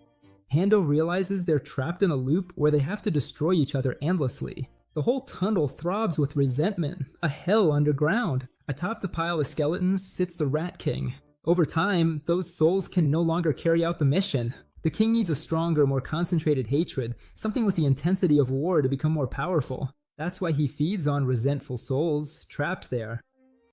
And he thinks it'd be very convenient if a real war were to break out. In the lair, his rat soldiers proclaim that they want war. Gongcha is amazed by the souls the monster has gathered. He has captured spirits for decades to create something. Within that mass of souls, Hiyun is trapped. Gongcha wants to capture the Rat King. While both sides continue the old war, the original reason has been forgotten. Only resentment remained, and these souls have fought with blind hatred for decades. The brothers find it horrifying. Nam decides to take action. He asks his brother to create a barrier to separate the sides. Sunbei warns that it won't be much, as thin as paper. Even so, he creates the division separating the platoons. The ghosts stop, confused. The brothers recognize the parallel. It's the 38th parallel, the agreement both sides believe they've achieved. Jin tells the soldiers to stop. He explains to them that they're dead, that it's 2025, and that the war was 70 years ago. The ghosts look around. The excavators, the environment so different, and reality starts to sink in. The married soldier breaks down in tears. He died without seeing his child born.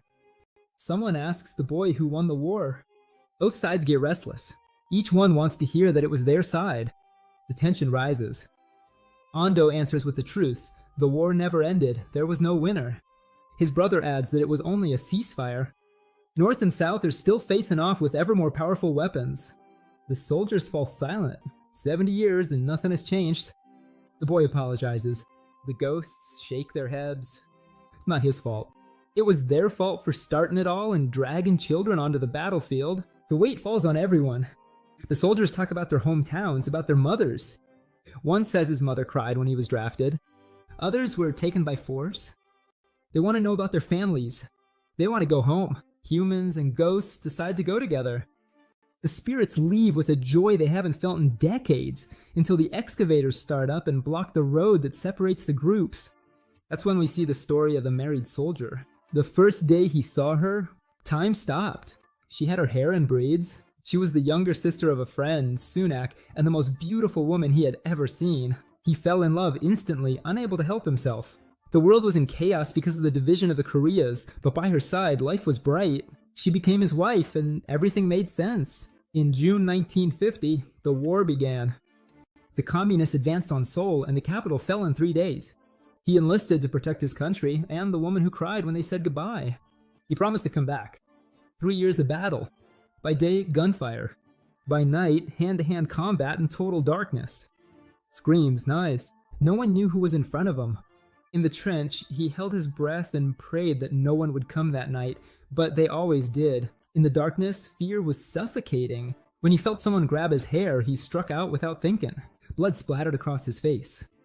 Only afterward did he wonder if it was an enemy or an ally. He never found out. When the bullets hit his helmet and he fell, all he could think about was surviving. He wanted to survive and return to his beloved wife. Now, as a ghost, he sees a light. Nam Ji-hun ordered everyone to keep moving without stopping. The excavator was about to run over the soldier, but someone saved him. An old enemy. He would have been his opponent. In combat, everything is chaos. Ally or enemy, no one can tell anymore. They joined forces against the new threat. The controlled rats appeared to wipe them out. They are evil constructs that keep the soldiers trapped in that cycle. Nam Yoon gave the order. When he saw the rats, he rushed in before they could reach the ghosts. The blows were brutal and fast. They fell one by one. Filled with rage, Yoon wants to know what those rats are doing. He channels his spiritual energy and unleashes a devastating blow. The rats are taken out one by one until the brother transforms into a pig, leaving the soldiers confused. A sound rings out and everyone stops. In the distance, the brothers see an excavator with 2 rabbits. The female rabbit asks if they found the leader Gongche and tells them to get in. The brothers wait. This place was once a violent battlefield. That's why there are so many spirits here. With the excavator, she locates a cave that was uncovered during construction. During the war, Korean soldiers used it as a guerrilla base. They investigate reports of ghosts. The rabbits reveal that someone cast a spell on the cave so the souls couldn't escape. Gongche must be nearby. That's what the female rabbit thinks. Nam Kyun-woo smelled Lee Nara's lavender scent. He followed the scent of his beloved, tracking her trail. Hyun's mother sees her daughter's nails growing. She wants her to wake up so she can cut them. She doesn't give up. Hair and nails are signs of life. She wonders what her daughter's dreaming about. Hyuna's soul is trapped in the Rat King's amalgam. Lee Nara knows it. General Gongche wants the rat. In the darkness, Nam sees Nara's features. The animals follow Yoon, certain of the route. That floral scent is from the girl he likes, but there's something mixed in, an irritating and unpleasant smell, kind of like nuts. The white rabbits recognize it. It's the scent of Chief Gongche. Suddenly, they find a rat pinned to the wall. Nam immediately recognizes Nara's pencil stuck it in. They're on the right track and someone has already fought there. Meanwhile, the Rat King uses a soldier as a shield to dodge a blow, never taking his eyes off the pencil with the girl's spiritual magic. At that moment, a hole opens up in the Rat King's forehead. He freezes and remembers the girl who already attacked him. He tells her to stop hiding. He wants them to meet again. Every time he sees her, the scar on his heart hurts. Nara throws another pencil at him. He uses another rat as a shield. Irritated, the king asks where she's hiding. The general replies that she's well hidden in the shadows and that he won't find them. The king realizes that there's someone else with Nara. Hanging on the wall in the shape of a cat, the general tells them to F them. She thinks her aura radiates. The general, still in cat form, warns her not to fall for the provocation. Seeing them exposed, the king suddenly hurls a stalactite without warning her. They fall from above. Then the king orders his rats to capture the 2 intruders. General Gongcha is chased by rats and doesn't want anyone to find out. Nara says no one would believe it. Then she goes after the soldiers, hitting several of them on the forehead with her pencils. They keep coming. Out of patience, the cat announces who he is and attacks with his claws, taking down several. The king's true form leaps at him. Nara uses the spiritual slingshot and fires a spectral arrow at the enemy. Then she runs over the cat to get away. The general warns they need to fall back, they're at a disadvantage. The king attacks him again, stomping on the cat. Nara goes flying from the impact, crashes into the wall, and the force sends her straight towards some spikes on the ground. Nam Kyung-woo appears at high speed, catches her in his arms before she hits, and lands with her. He says he's overdoing it again, asks if she's okay. The Rat King recognizes the wolf instantly. Last time he lost. Nam asks Ando to take care of Nara while he moves forward. He challenges the king to a fight to the death. The Rat King loves stirring up trouble among wolves. The king accepts. He loves war. Is the general okay? Wounded, he answers. He was almost crushed, after all. While trying to recover, captured, he feeds on the evil of human souls and has hidden himself in the cave. Nara's in Nam's arms, her heart beating fast. They say it's just the shock, but she knows it's not just that. She thinks about everything that happened, the people running away, the fights, the chaos. Nam wants to fight to the death. The king accepts. He loves war, it's an addiction, but he warns the wolf not to fool himself, they're not ready. He charges at Young Woo, who blocks the blow. The king starts talking about human wars, the divisions, fighting over skin color, over gods, all because of him. Nam Jung Woo doesn't let him finish. He lands a clean punch to the monster's jaw with spectral energy and hits him with another spell to the stomach. The Rat King goes flying, wounded. His subordinates watch without reacting. Nam calmly says that no human fights for fun.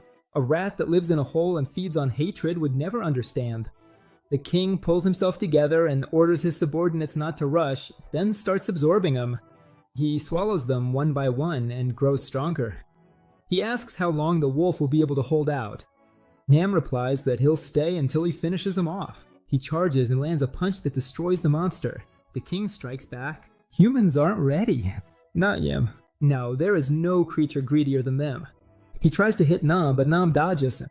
Nam says he doesn't know why humans fight, but he does know why they risk their lives.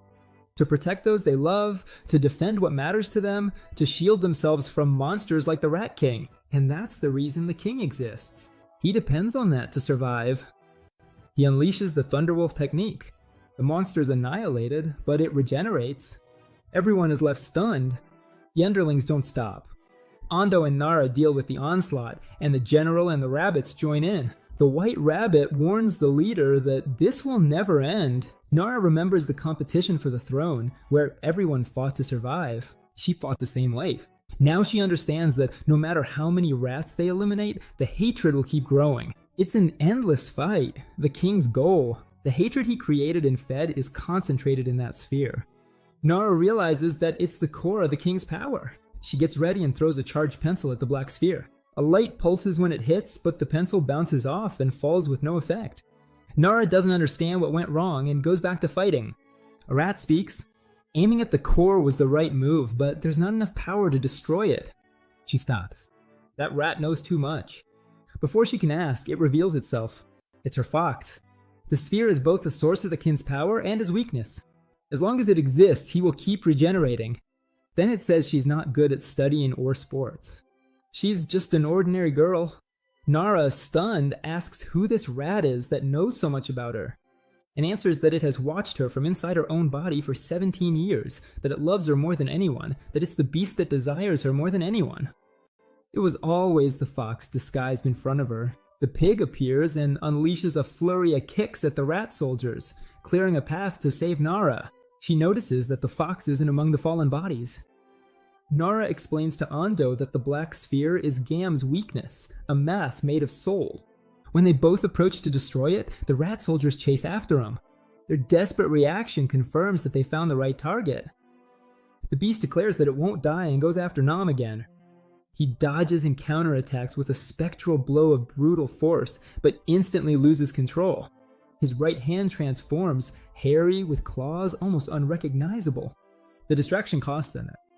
Gam takes advantage and sinks his claws into him, pinning Nam against the wall. With a sneer, he asks if he's already tired or if it's the beast inside him that's waken up. Wounded, Nam replies that if he were the wolf, Gaiam would already be dead. He launches another attack that tears into the monster, but it regenerates instantly. Nam understands the problem. He can't keep up with the regeneration. He tries to hold the wolf back a little longer without letting it wake up. He uses the beastly arm to strike the Rat King's jaw. Gaiam is destroyed and instantly rebuilds himself, saying that Nam's blows make no difference.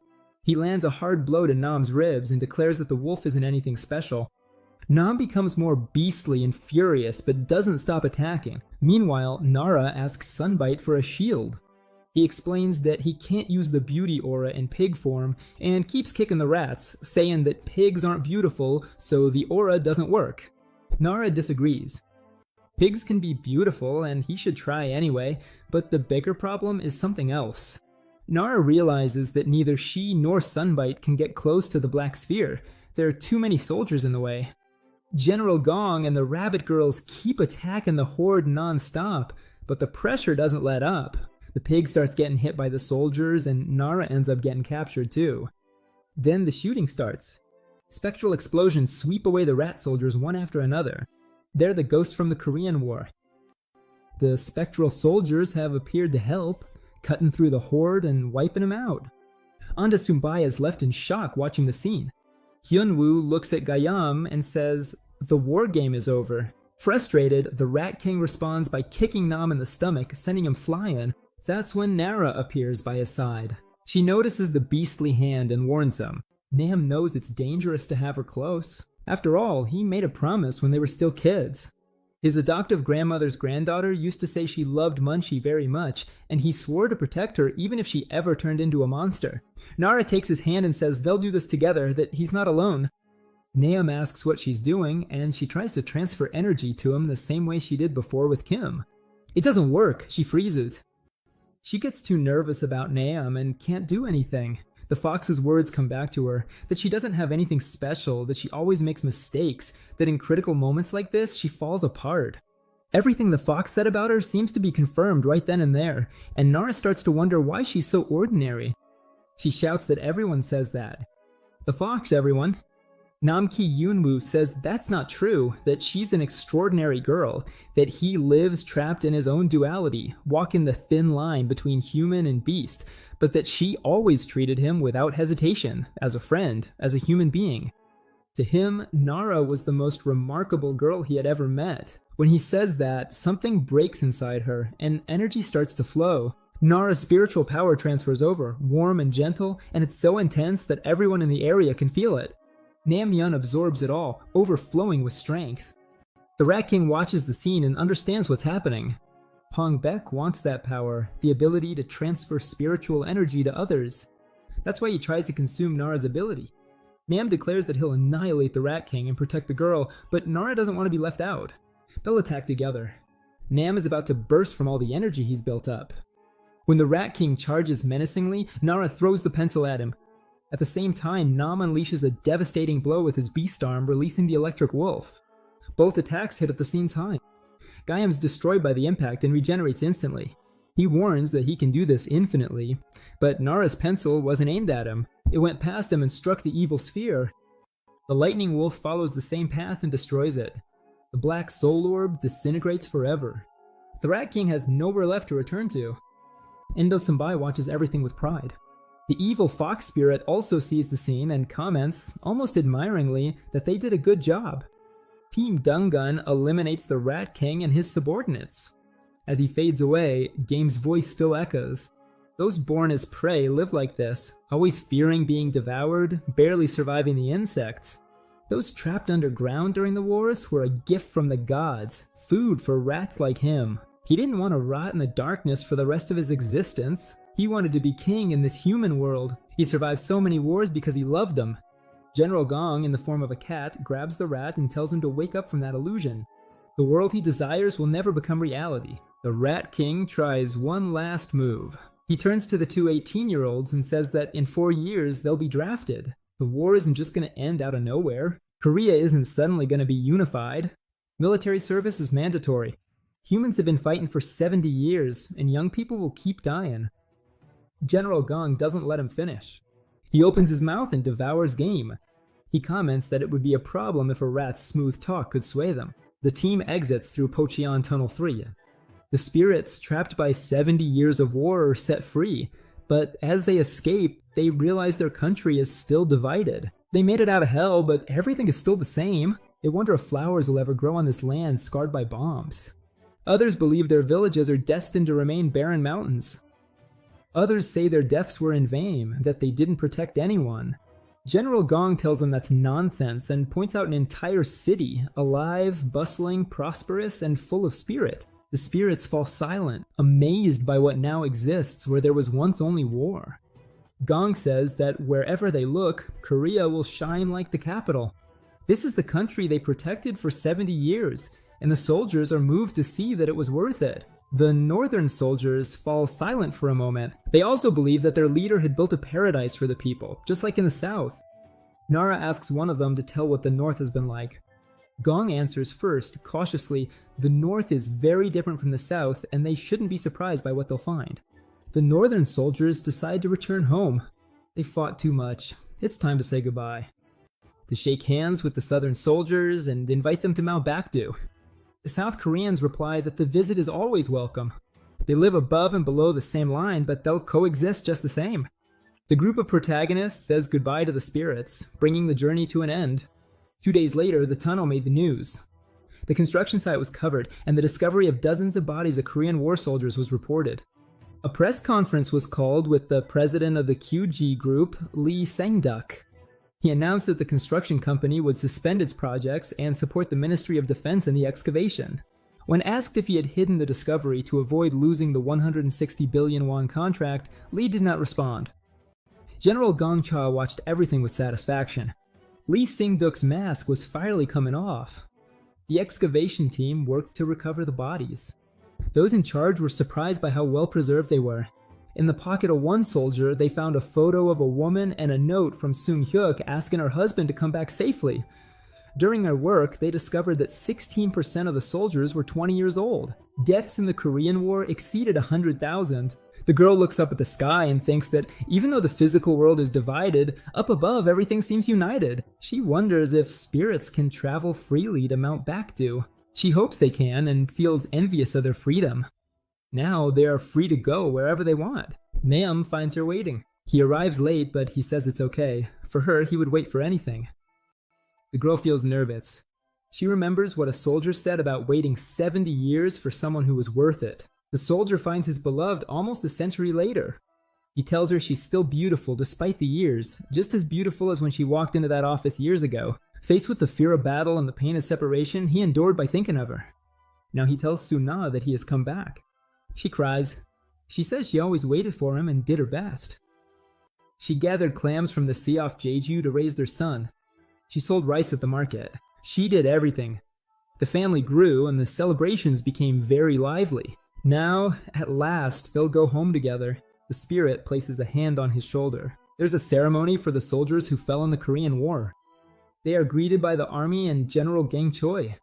A tribute to the wife who waited for her husband, to the mother who waited for her daughter in the hospital. Hyuna wakes up from the coma, leaving her mother in tears. Unexplainable miracles happen every day, and human willpower makes them possible. Nara buys flowers. She's gonna visit someone in the hospital. Kyung-woo asks if Hyuna will recognize her. She says it doesn't matter. If not, they'll get to know each other from scratch. This time, she'll be the one to reach out first. She's sure they'll become close friends again. In the bathroom, the trio brushes their teeth. Her friends notice that someone has been on Nara's mind for days. They get curious if it's something romantic. She says no. When they ask if it's a crush, Nam Kyung-woo's face pops into her mind. Her heart starts racing. She gets nervous around him, a feeling she's never had before and can't name. Her friends get intrigued when he calls her. Her friends already suspect it's Nam Kyung-woo the one. They've seen him together several times and it's obvious. Nara denies it, but they point out a scene right in front of him. A lot of girls are crowding around Kyung-woo, clinging to him, and he doesn't react. Nara knows he doesn't care about them, but she feels a jealousy she can't ignore. It seems like he accepts the attention. In reality, he doesn't even enjoy it. He's just there, indifferent. Her friends give her some advice. If she wants to go out with him, she should give it a try. But Nara thinks he'll never love her that way. Their relationship is undefined, and she knows all the girls have their eyes on him. They see her as someone who's taken advantage. She feels depressed and asks him to go on without her. It starts to rain. Neither of them brought an umbrella, or at least it seems that way, since Nam actually has one but doesn't take it out. Instead, he grabs her hand and tells her to run. They run through the rain, and Nara likes how the distance between them disappears when he holds her hand. Their relationship is undefined, but it's not tense or awkward, and for now, that's enough. The rain gets heavier. They stop under an awning to wait, and he slowly lets go of her hand. They're both soaked. Socks, shoes, clothes, everything is wet. Even so, being in the rain with him isn't so bad. Nam casually pulls her closer by the shoulder as if it were the most natural thing in the world. Nara takes it as a sign that he doesn't mind being close to her. She asks him what he's thinking about. He says something trivial about lunch at school. She melts at his simple and straightforward way of speaking. Then she notices that his clothes are just as wet as hers. Nara notices he's still getting wet and pulls him closer.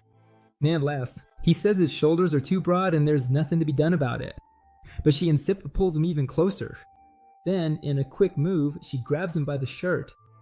Suddenly, he's standing in front of her and she's pressed up against the door. The position is way too obvious to ignore. She blushes. So does he. Kyung-woo's face is so close, and her heart doesn't know what to do. She mumbles that this way neither of them will get anywhere. It's a weak excuse, and they both know it. The rain stops before anything else can happen. They say goodbye like it's nothing, as if it didn't matter. But they both leave change. Nam leaves completely out of it. She opens her umbrella and walks down the street singing, with the energy of someone who thinks they're in a music video and doesn't care about anything. She's so out of it that a streetlight explodes out of nowhere as she passes by. The transformer falls straight onto her head. When Moonchi wakes up, she doesn't know where she is or who she is. There's a wound on his head and a massive fog inside him. His memories are gone and only mist remains. The nearby students step back when they see him. A huge dog without a collar wandering down the hallway. They whisper to each other, scared, thinking he's a giant stray. Moonchi hears everything and doesn't understand. Why are they afraid? Why do they keep talking about him like that? Only when he passes by a mirror does the answer appear, and he stops to stare at his reflection. He wants to shout that he's not a monster, but what comes out is a growl. The name Young Woo comes up in a nearby conversation. It sounds familiar, very familiar, but he can't remember where he knows that name from. In a close group of friends, a popular girl confidently declares that Nam already belongs to her, that their eyes met, that he won't be able to resist, that it's just a matter of time. Her friend nods excitedly and they celebrate as if he were already her boyfriend. When the giant dog shows up, the girl throws a can of soda at its head without thinking. Moonchi growls, she backs away, terrified. Her friends consider calling the police. Moonchi doesn't remember Jong-woo. He looks at the girl and thinks it's pathetic to fall in love with someone like that. Nara isn't like that. The name slips out without him realizing it. Nara, Lee Nara. He tries to remember, but nothing comes to mind. Just a scent, a faint lavender, too familiar to ignore. Without thinking, he follows the trail. The scent vanishes without warning, replaced by something else. He stops. On the sidewalk, a stray dog is doing its business right there. Munchie, horrified, almost followed that smell. The stray asks him where he's coming from. Munchie doesn't know who he is or why he's here. The other dog asks if he's lost or abandoned. Munchie replies no, that he's looking for someone. The stray nods. He says he waits for his owner at the door, that out of all the footsteps he hears, his owners are different. He always knew how to recognize one. He loves him so much that he waits every day, even though the house is empty and no one comes back. He waits at the door of an abandoned place. Before leaving, the stray wishes Munchie luck in finding what he's looking for. He invites him to play, but the rain starts and with it comes panic. Nara's scent is gonna disappear. Munchie runs, trying to hold on to the trail, but in seconds it vanishes. He stops in the street, not knowing what to do. He found a pink flower on the ground. It was her scent, the same place where he had been with Nara. Munchie sits down and lets the memory come. It was a good memory. They took shelter from the rain side by side. He wished it would never stop raining. Her scent was so strong it made his heart race. He just wanted to get closer. He thinks about the stray, about how that dog waited for his owner every day. He decides to do the same. He lies down in front of the store to wait for Linar. Nam, in wolf form, knows he can wait. A woman walks by and recognizes the dog as Munchie. Meanwhile, Nara showers, sings, and dances like she's on stage, thinking about Nam, about his world. Her mom knocks on the door and tells her to take the chance to wash the dog she brought home. Nara goes to see what she's talking about. She opens the door and finds Munchie. Her mom explains that she found him soaked and brought him inside. Munchie went straight to the bathroom and caught her lavender scent. Nara tells him to get out, indignant. He's younger and thinks it's ridiculous. After drying him off, she complains that he must be crazy for coming into the bathroom while she was in there. She also tells her mom that Young Woo can come back on his own. She shouldn't have brought him. Annoyed, she tells him to go back and to stop. Munchie shakes himself off. In the end, they have fun. Her mom watches and comments that the animal seems to really like Nara. Hearing that, excitement washes over her and she thinks of Nam. Her mom says that dogs show how they feel with their tails, and Munchie's tail won't stop wagging. Nara looks at the tail. Makes sense. Even pretending to be a dog, that reaction's involuntary. She wonders if this is Young Lu's way of flirting, if he really likes her. Munchie wags his tail with his tongue hanging out. He searched for her so much that finding her made him feel lighter. He jumps, wanting to play. Nara tells him to stop pretending and go back to being human. He licks her face, jumps on her, keeps licking her, and she gets confused. Not knowing what's going on, she kicks him and sends him flying. Then he sticks his head into her shirt. Nara freezes. Munchie keeps sniffing and licks her stomach. She feels both excited and uncomfortable at the same time and goes after him. Munchie doesn't understand why she suddenly got violent. Nara is furious. He did something bold in dog form, not as a human, and that's different. He still doesn't understand what he did wrong until he lies on his back on the floor asking for forgiveness. Nara finds it funny. He's adorable like that, lying on his back. But she starts to wonder if he really is Gyung-woo. He seems like a real dog. He's been barking since early on and hasn't said a single word. Then he rolls around in a way that embarrasses her and she looks away. But he still doesn't speak. There's no trace of the human. The thought starts to weigh on her. What if he had turned into a wolf forever, with no trace of the human left? She takes him to the Beast family's temple. The younger sister had never seen Byung-woo transformed before. The mother looks at her son with a tense expression. He doesn't recognize anyone, and she wants to know why. Handong suggests that he pushed his power too far in the fight against the rat. The older brother nods. His human side weakened, and the wolf took over. Nara asks if he'll stay like this. Will he never be human again? The older brother assures her that there is a way to reverse it. Handong suggests rest.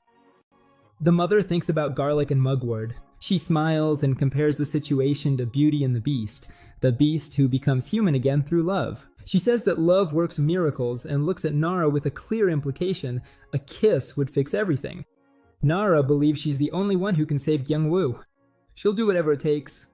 Handong glances at her, thinking she has some very strange ideas. The younger sister doesn't want to hear anything about turning him back. He's just too cute as a dog, way more fun than the human version. She wants a puppy of her own and insists they leave him like this. Handong immediately dismisses the idea. The house would be covered in fur, and that's not going to happen. Nara notices that the mother is genuinely worried about her son. The older brother suggests a practical solution. Take him for a walk to the places they used to go together. Go along the route and try to trigger his memory. She heads out with Munchie on a leash. The dog is excited for the walk, following his instincts without understanding why he's so happy. Nara stops in front of the store where the two of them went after the fight with the fox, when they ate instant noodles together. Without realizing it, being with him had become natural. She thinks about how she almost died that day before being saved. Then, a cat crosses their path. Munchie takes off running. Nara can't hold onto the leash and falls to the ground, getting completely soaked. The dog realizes she's angry and instinctively backs away. A woman approaches and asks if the dog's name is Kyung-woo. Nara recognizes her immediately. She's the girl who was flirting with him before. Munchie watches the scene suspiciously, as if he knows that woman is trouble. The stuck-up girl concludes that the dog wandering around the area belonged to Nara. She calls the animal disgusting and its owner filthy, saying they're the perfect pair. Nara replies that the dog's name is Munchie, that he's not disgusting, and that he's not even hers. He belongs to Nam Kyung-woo. The reaction changes. The stuck-up girl melts, pets Munchie's fur, and calls him cute. The dog doesn't like it at all. When she leans in and kisses him, the dog looks uncomfortable and coughs as if he's about to throw up. Nara remembers what her mother said about Beauty and the Beast. She wonders sarcastically if he would turn back into a human if kissed by a girl like that. She can't help herself and, smiling, asks the other girl if she smokes because of her bad breath. The stuck-up girl lunges at her, furious. Munchie steps in front of Nara in an attack stance, baring his teeth. The girl backs away, convinced that he bites. Nara confirms Eka. To protect her, he bites. The words stir something in Munchie. Memories he doesn't understand flood his mind. The promise to protect her, keep her safe, do anything for her, even if he became a monster. The stuck-up girl calls him unbearable and leaves. Nara crouches down and praises Munchie for a job well done. He wags his tail, happy with the compliment. They walk through the park at night, the air fresh after the rain, a light breeze. Everything feels like a walk they've already shared. Nara's heart beats faster, even knowing he doesn't remember anything. She tells him about the earlier rain, mentioning she had an umbrella in her bag. She knows she lied, just to have that moment with him, and she doesn't regret it. As she sits on the park bench, she says out loud that she loves him. She can say it now because he doesn't understand her words. Looking at his human face, she never could. Whenever they're together, no matter what they do, the days feel special. That's why she wants him to become human again soon. Munchie listens, and something in him responds. He rests his head on her shoulder. Nara gently asks if he feels anything. No miracle happens until someone makes it happen. The avalanche of memories starts to change something inside him. A jolt of electricity shoots through Munchie's body with such force that it turns off the street lamp above him. Darkness envelops everything, and in it, he loses his wolf form. Nam Kyung-woo returns to his human form in her arms. Like something out of a fairy tale, he comes back, and the first contact is an electric kiss on Nara's lips. Right after, he falls face first onto the wooden bench and falls asleep. Nara looks at him, both worried and relieved at the same time. The way to bring him back to his human form had worked. In his dream, he was standing in front of his old childhood home, overgrown with weeds frozen in time. Kyung-woo didn't understand why he had come back, but it was the same place where he used to sit and wait for a father who never showed up. This time, his father was there. He greeted him with a smile, put a hand on his shoulder, and told him he knew he had suffered. Kyung-woo told him that he had wandered aimlessly, not even knowing who he was. His father said it was okay, that getting lost was part of finding your way. Those who wander, he said, eventually create their own maps. Then he asked how school was going, if he had any friends.